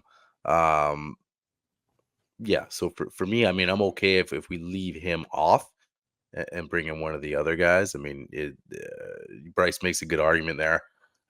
So yeah, I mean, I'm flexible here. It's tough. What's your overall take, Bryce? I feel like you've kind of given us a couple of tiebreakers, so I think you make the call on this one. Oh, geez, that's the last thing I want to do. I'm fine with Anthony Simmons. Anthony Simmons was exactly what I was talking about when we started this position about, guys that were hard to leave off. Okay, let's go Anthony Simmons. And do we go Julian Peterson or Rufus Porter? God, that's a tough one. Yeah. Peterson was so dynamic when he was on the field, and he was such a big acquisition at the time. Yeah, let's go Julian. Okay. Because I mean, he when he was at his best, he was physically dominant. Oh yeah, he was just such an athletic freak. Whereas Porter just got by on speed, and he was just purely an outside rusher. And they'd use him, and they'd stunt and do some pretty creative stuff with him. So yeah, I'm cool with Julian Peterson. All right, there it is. All right, moving over. This is, let's just. I mean, Bobby and Lofa. What are you gonna say? What else are you gonna say? Like I said, some guys don't even need introductions, right? Bobby's one of them. He's first ballot Hall of Famer. Absolutely, a first ballot Hall of Famer. He's gonna go in as a Seahawk. 11 seasons here. Just some fun numbers. 1,700 combined tackles, 33 sacks, 94 quarterback hits, 68 passes defensed, 6 forced fumbles, 13 interceptions. This is the incredible thing is we talked a lot at the last couple of years about, his knee not being 100% and he lost a step. And there were those like 3 or 4 seasons in a row where he kept having to go back to, I think he went overseas to get those injections in his knee right before the season started. Right. But he played. He started 183 out of possible 185 games, only missed 10 games in his Seahawks career. Like, to me, that's incredible given how physical he was at the line of scrimmage, how he was always in the middle of the action. Just absolute. He's on the Mount Rushmore of Seattle Seahawks, in my opinion. And then Lofa, when I went back and looked at the numbers, it jumped out at me a little bit better. This is another one of those examples of how perception doesn't always match your memory, right? Right. Because his career came to such a quick end when the injury started to mount, just because he was so undersized. Yeah. But only played 6 years, 552 combined tackles, and then he had that monster 2007 where he was first team All-Pro before injuries really kicked in. He was a massive piece for Mike Holmgren in those initial teams, and probably off the top of my head, like, see the best Tim Ruskell draft pick ever. Right. Like that Tim Ruskell GM era was not very good, and Lofa was clearly a guy that at the time when we took him in the second round, everybody thought he was a massive reach. Yeah. Well, and that's the thing. And you talk about, just also to add to Lofa, just that relentless motor, his football IQ, right? Just which would allow him to do, so many other things. And just also the leadership. Both the guys we just mentioned, Bobby and Lofa, just the leadership qualities of, to go along with obviously how talented of ball players they were. But you look at that leadership with Bobby, and you also mentioned about how guys you just don't see it as much as you did, being a Seahawk or being in the league, for example, or one team for 10, 11, plus years. Bobby was that guy. Yeah, he went away for the 1 year there, but he was that guy. And as how the Legion of Boom started falling off and guys were leaving and getting hurt and forced to retire. Here's a guy that just kept going, like you said, as physical as he played, and still to be that dominant and to last as long as he has, still playing in the league right now. Obviously it's a no-brainer, but just to add to the dominance of Bobby, and then with Lofa too, it's just like you said, comes out of the gate, and 3 consecutive Pro Bowl appearances. I mean, the guy was just awesome. You look at the 2 different eras, and with one with Holmgren, one with Pete. Awesome. Kind of go from him to just a little while after. Here's Bobby, and so we've been pretty fortunate to witness in the 2000s. These 2 linebackers. Bryce, you got any dark horses in the middle linebacker race? I know this one gets a little tricky because for many years they played 4-3 and 3-4, and so you didn't always have a true Mike, but right. We went Bobby and Lofa we think are pretty much far out ahead of the rest of the crop. So I have 2 guys I want to kind of throw at you guys. One that I think gets forgotten about, Fred Young. And that's one where, he 4 Pro Bowls consecutively, Yep. 1 All-Pro, 19 sacks. So I think Fred Young's a guy that you got to kind of consider just because of the impact he had in those early 80s and mid 80s with Seattle and that. And the 2 other dark horses I could throw in there, obviously, it's going to be Lofa and Bobby, but Keith Butler's another one. There was another really good Seahawk linebacker, and Michael Jackson was another guy. Michael goes way back. This is one of those positions where, it's a lot of fun to scroll through the history of opening week depth charts and starting lineups, because there's some dark horses woven in here. First of all, if we're just doing shout outs, like Dave Wyman might have been my favorite middle linebacker to watch play.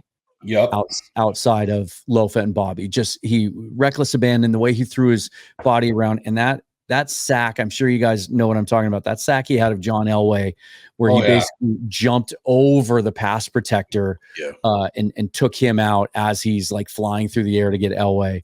Wyman was such an underrated athlete before the knee injuries kind of took their toll. He was a lot of fun to watch. And then 97, let's see here. You talk about underrated, under the radar. 95, 96, 97, 98. Now, granted, those weren't great teams, right? That was the Rick Meyer era before Warren Moon came in to finish it out.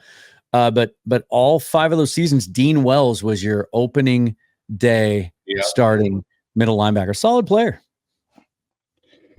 No, I definitely think both of those are, key guys. And again, like the problem we've got kind of here in Seattle is we've kind of bounced back and forth between 3-4, 4-3. And so it kind of skews, that whole thing. And another name I'm just going to throw in there, he didn't have a long tenure in Seattle as the true middle linebacker, but another guy, just for a shout out, David Hawthorne. Oh, yeah. He took over for Lofa, and the Hammer, was another really good, solid inside linebacker before Bobby showed up. So I think we're agreeing it's Bobby.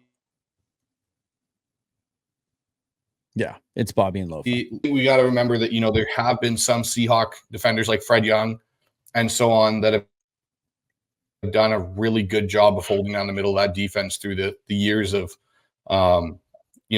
kind of the revolving door of the linebacker core. Yeah. Well, pretty clear cut.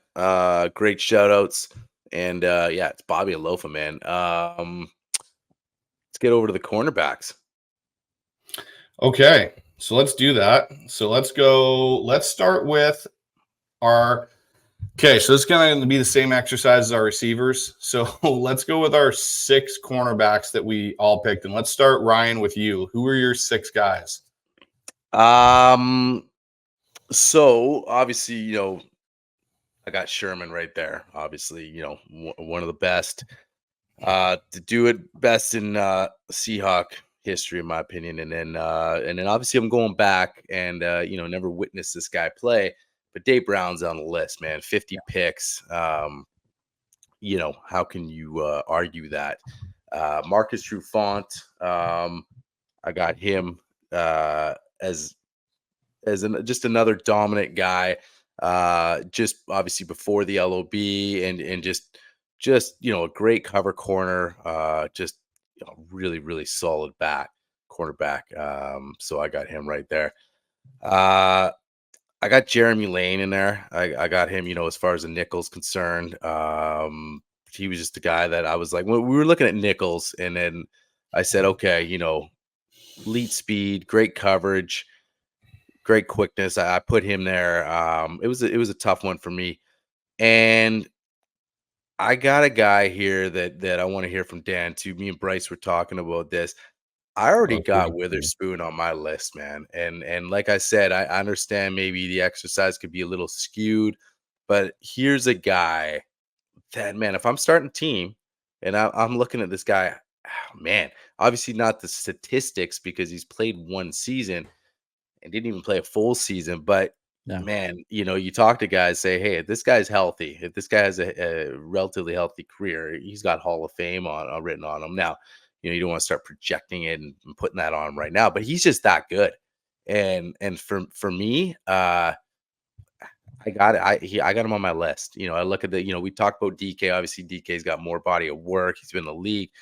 So, but man, you just look at this kid and you're just already sort of emerging as a leader on this defense. That's a guy on my list. I want to hear, because I know Bryce was surprised when I said that. We were talking before the show. So yeah, Dan, I'd love to hear what you think there about Devin. I don't know if he's made your list, because obviously I don't know if you saw the smile that came on my face when you mentioned his name, but yeah, you took a lot of the words right out of my mouth. I used the nickelback, the slot position, as an opportunity because there hasn't. First of all, that's one where when you look back historically, the position didn't even exist for a long time. Yeah, right. Except in very, very specific sub packages. And so I went Devin Witherspoon and Justin Coleman as my 2 slot corners. Coleman had a couple of really good years there after coming over from the Lions. But I just think, and you said the exact words I was going to say, he is that good and that dynamic and impacts the game in so many ways. I mean, as a rookie, 79 tackles, 3 sacks, 16 passes defensed, a forced fumble, a pick 6, makes a Pro Bowl, got woefully overlooked in the Defensive Rookie of the Year voting for some reason. And I think as you're going to see now as we move forward, this guy's going to make first team All-Pro teams and is going to be a foundational player for this defense. I just think he's that dynamic, and the opportunity to kind of put him in that slot gave me a chance to put a current player who's only had 1 year in the league. And then the rest of my list, very similar to yours. I went Sherm, Dave Brown, Hall of Famer, rest in peace. Marcus Trufant played his entire career in Seattle and a local kid, and was maybe never a star, but he was a very, very solid, dependable player. And then I went Sean Springs as my 4th outside corner. A lot of like, gosh, what could have been if he wouldn't have had that hamstring injury that kind of robbed him of some of his explosiveness, but really productive player, high draft pick, great in the return game at times as well. Really dynamic with the ball in his hands. I think he had 21 picks in his career before the injuries caught up to him, but those are my 6. Yeah. Okay. So my 6, my 4 on the outside: Sherm, Dave Brown, Marcus Trufant, Sean Springs. Those are my 4. Okay. So I will go lock those in right now and put them out there, just so that way it's covered. But nickel for me was interesting because, like Dan alluded to, it really hasn't become a staple of a defense until probably I'd say the last 5 years in most defenses. it really hasn't been something that you thought of. Most of the time when you went to nickel or dime, it was a safety that came on the field and played that other spot. So I had 4 guys. Justin Coleman, Witherspoon was actually in that conversation, but I didn't put him in. Jordan Babineau was a guy that I put in my nickel because of how much big play Babs, how much he played that spot when he first kind of came into Seattle. Mm-hmm. And then the other guy that's kind of, again, I think forgotten about because, we talked about Sean Springs' injury history, Walter Thurmond. I think if he hadn't have had the leg injuries that he had, he was such a good nickel corner on that 2013 team when we went Byron or Browner on the outside and Maxwell and Sherm and then Thurmond on the inside. Like I remember the game, I think they played Christian Ponder and the Minnesota Vikings, and he picked it and went for 6. He had like 2 picks in that game, I'm pretty sure. So I had Thurmond and Babs as my 2, were my 2 kind of guys. But I'm good with putting Witherspoon there if the consensus is that of putting him in that nickel spot. I mean, what do you think, Bryce? I mean, the arguments, Dan and I made about him. I mean, it's got to get you kind of excited about throwing him into your list. You look at, and unless it wasn't in your criteria of like, well, the guy's only played a season. So here's my thing with Witherspoon, and this is the hesitancy I have to put him in there right now, at least. Like, we could have this conversation next year. He plays a full year and he blows the doors off of what he did last year, and he's a top corner in the game. I just don't think there's been enough there yet. We've seen, half a season of it. And there were some games where he wasn't as impactful as he was in others. Like I can think of the Pittsburgh and Giants games that come right out to mind of games where he had a huge impact, like pick 6, throwing, Warner out of bounds on the Steelers and in the run game. And then there's other games I kind of think about where it's like, okay, he was out there and he was doing his job, but he wasn't making that impact play. So that's where I'm just kind of hesitant right now on putting him in there. I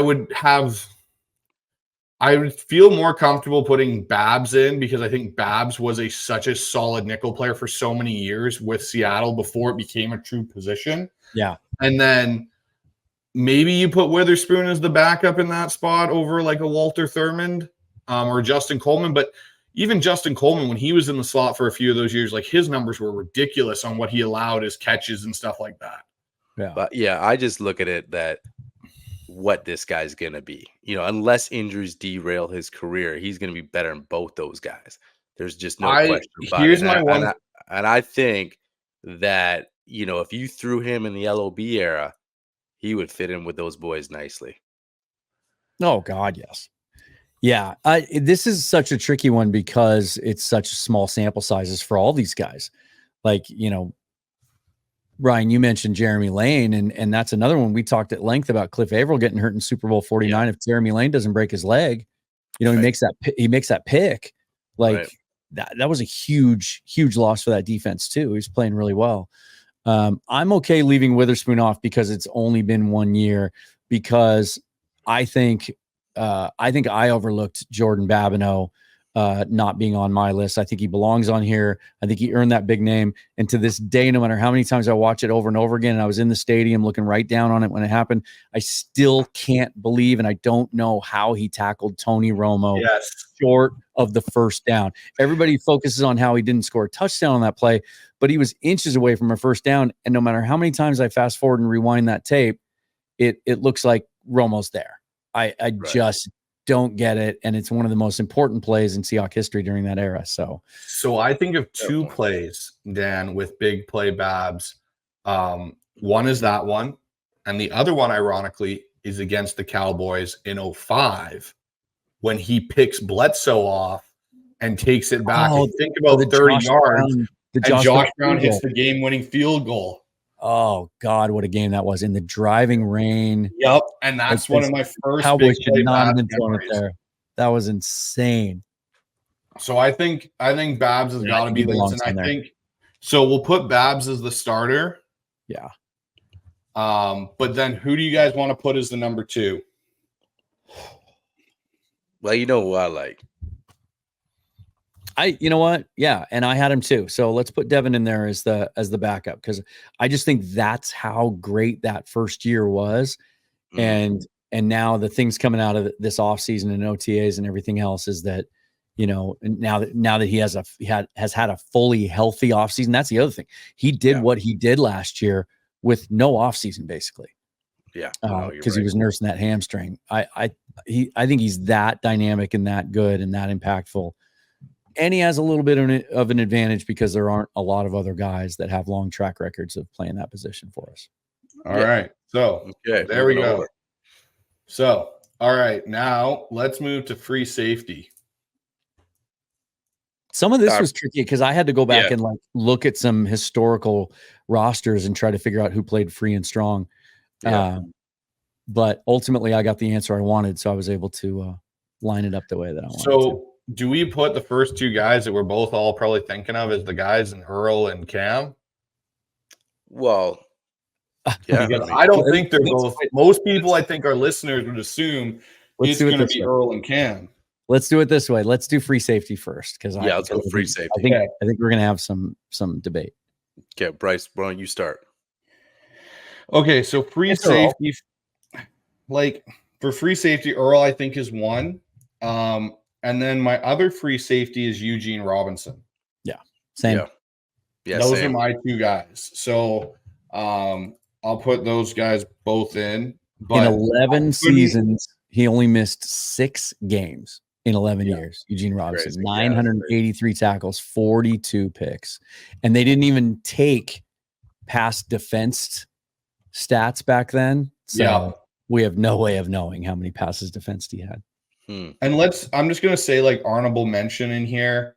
I think Quandre fits in this category a little bit as an honorary guy that goes in there. He'd be right there. And then the other guy I would say too is Ken Hamlin. Okay. Yeah, I mean, I got the same two guys, so it's I think we're safe. All three of us got those two guys. So should we move over to strong safety? Dan, why don't you start that off? Before we go to strong safety, just wanted to mention John Harris. I mean, he was a long time starter. A long time ago. You guys are both wearing throwback hats, so I just had to give a shout out there to one of the old guys. That's a fair point. Absolutely. So for strong safety, for me, it's Kenny Easley over Cam Chancellor. Okay. Yeah. Yes. He only played 7 seasons, and then injuries and then the kidneys, he just couldn't play anymore. But what he did in those 7 years, he was such a freak and he was so unusual that even though he played strong safety, he was a massive dude. He played a lot of deep coverage as well. 32 interceptions. He had a 2-year run during which he won Defensive Player of the Year in 1984, where he had 17 picks in 2 seasons. But he had 8 sacks. He impacted the game in so many ways. I've had Paul Moyer on the show a couple times. He talks about him as the greatest football player he was ever around. And if injuries wouldn't have caught up to him, and then, things wouldn't have ended sort of rocky the way they did with Seattle before they patched things up years later, we'd be talking about him as one of the great Seahawks of all time. And as we should, I think it gets forgotten a little bit because he's another guy whose career was cut short, but so was Cam Chancellor's. Yeah. They're both very similar. And, Kenny played 7 years. Cam played 8, I think. Yeah, 8 seasons, 600 combined tackles, 17 tackles for loss, 9 forced fumbles, 2 sacks, 200. And he impacted the game with his physicality so much. I just saw somebody posted the hit against San Francisco on the tight end again today, and now I can't remember his name. Vernon Davis. Where he just knocked his soul out of his body.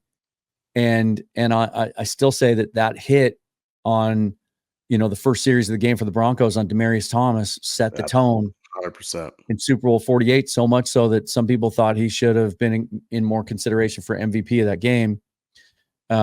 He was a absolute game changer and a problem. And it's a shame that both of those guys saw their careers end so soon, but I think it does also speak to like just how physical they were. Yeah, you want to talk about Cam, and obviously I'd watch Cam and not Kenny, but obviously statistic wise, incredible. But I will say about Cam and that, yeah, I agree 100% with the Demaryius Thomas hit. Like, first series comes out, tone sets, pretty much the rest of the game. Like, here's this offense with Peyton Manning, supposed to be this, record-setting offense. Like, we're just going to come in here and put up numbers, and all of a sudden, oh, wait a second, we haven't played a guy like this. When you come across the middle, here's this guy just set the tone. Maybe we might want to second guess. We're going to second guess that next time. And it was just like, that's who he was.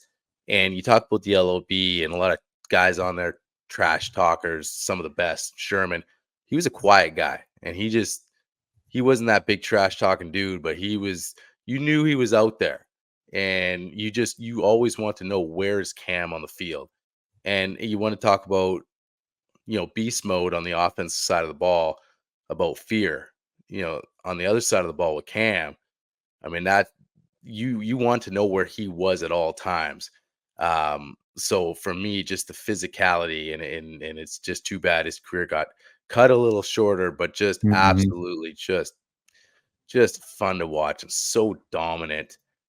Yeah, talk about kind of that glue of the LOB. Just, here's the tone setter.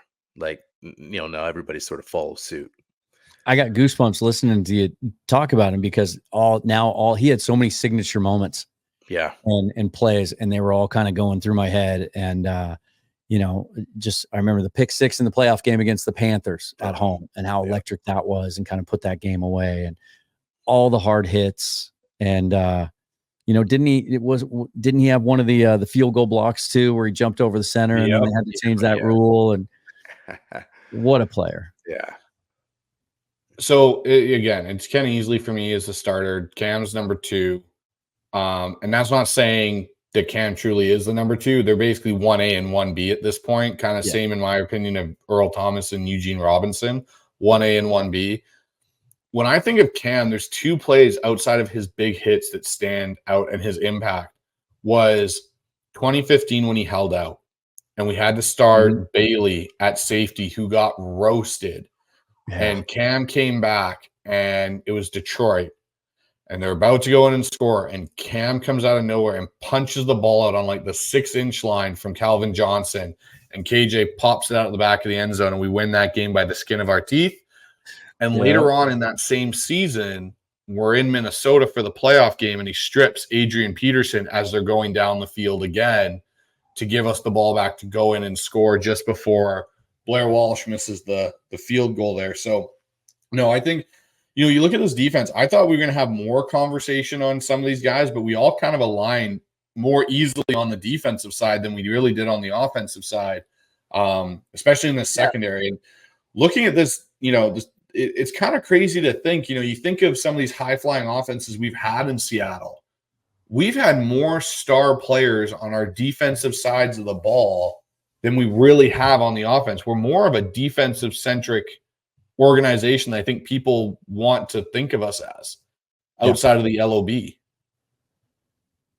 Yeah, I agree.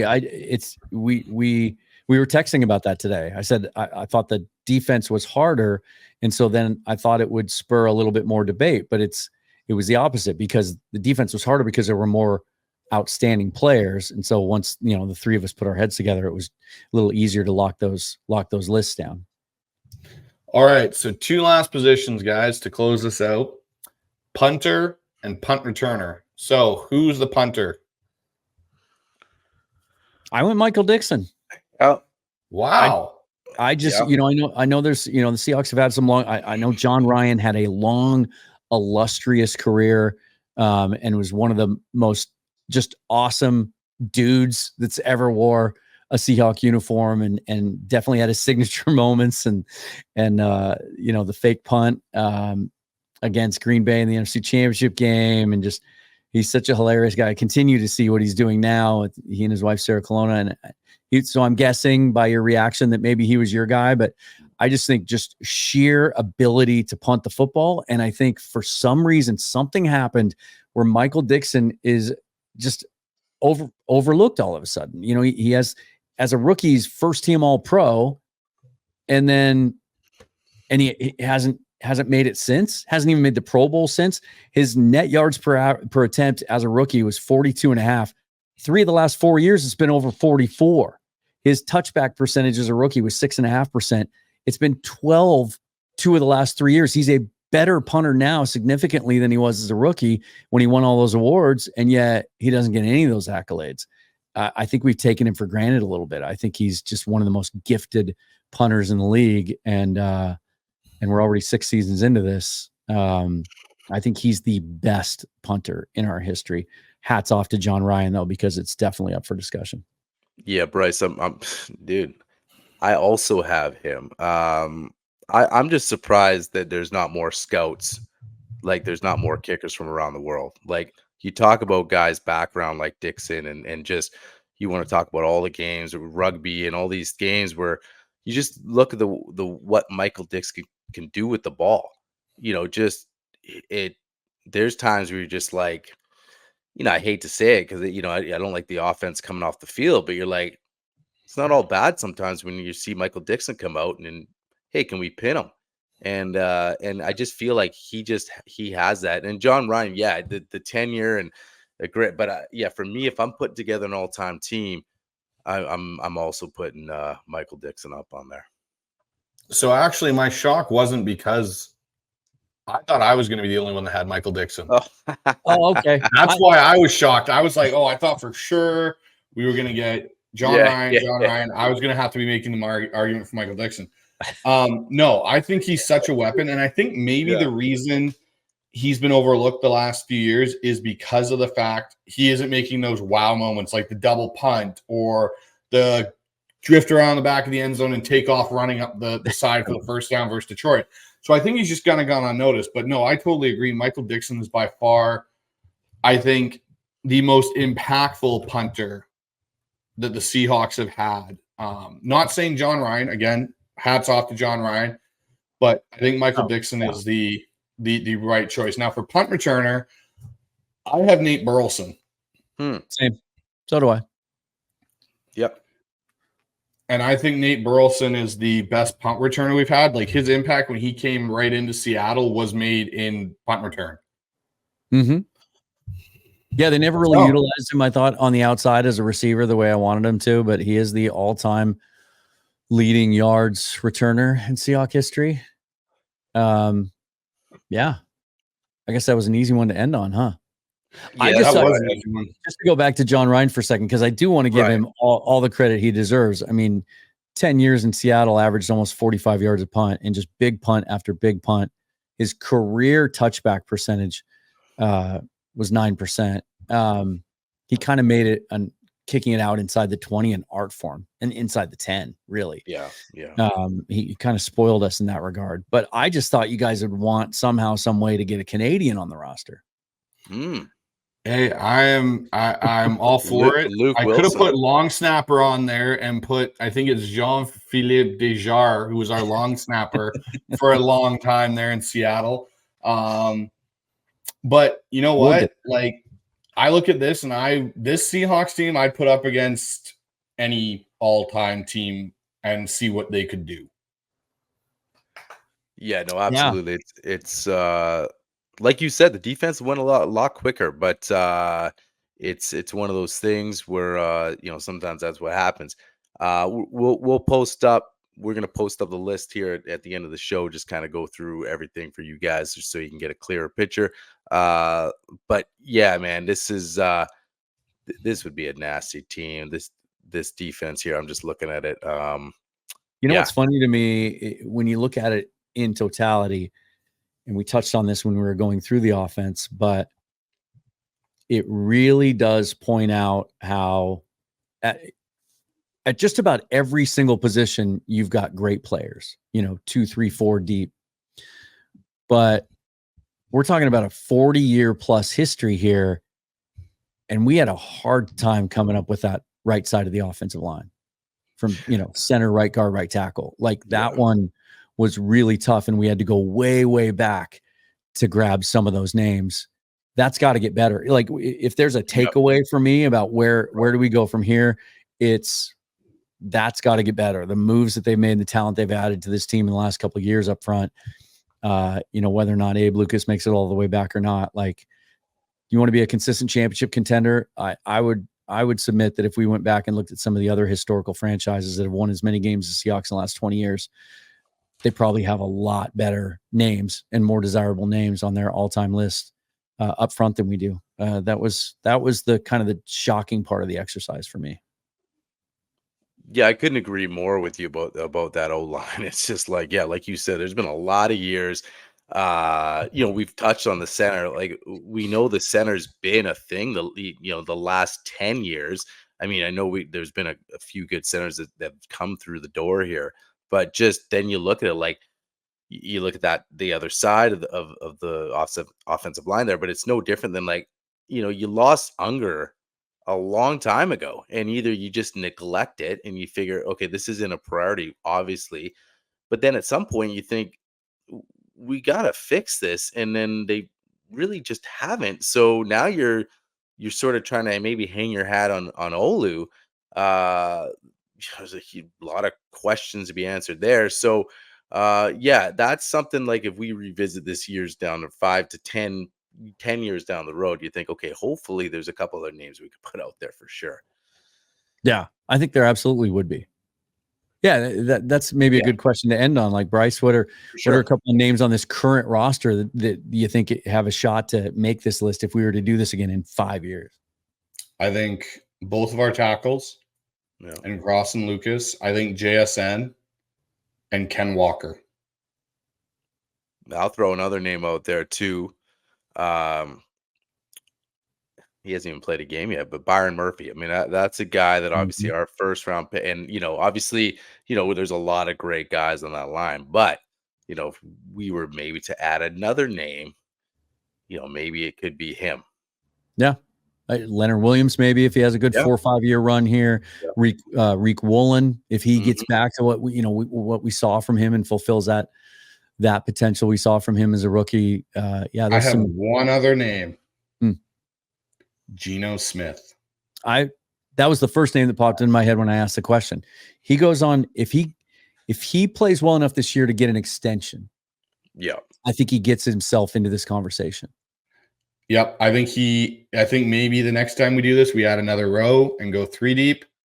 And I think Geno potentially is pushing Dave Craig maybe out of that conversation and pushing Hasselback for number 2. Because let's not forget, Geno in his first year as a starter broke the yards record per season that Russ had set. Yeah, no, it's all good points. Guys, that was a lot of fun, and putting together this all-time team. I mean, it looks really good. Great stuff. A lot of fun. Guys, throw the comments down there. Do you agree? Obviously, there's been a couple things, especially in the offense, when we were going back and forth with the running backs and the quarterbacks, and just want to hear your guys' thoughts. Dan, always awesome having you on. This was fun, guys. It was awesome having you on and getting your perspective with a lot of guys. I mean, honestly, nobody else we'd rather have than you come on and do a show like this with us. It was awesome, man. So we really appreciate it. When you let everybody know that's watching the channel here, obviously we know you got the podcast Seahawks Forever. What else is going on? What else you got coming up on your show?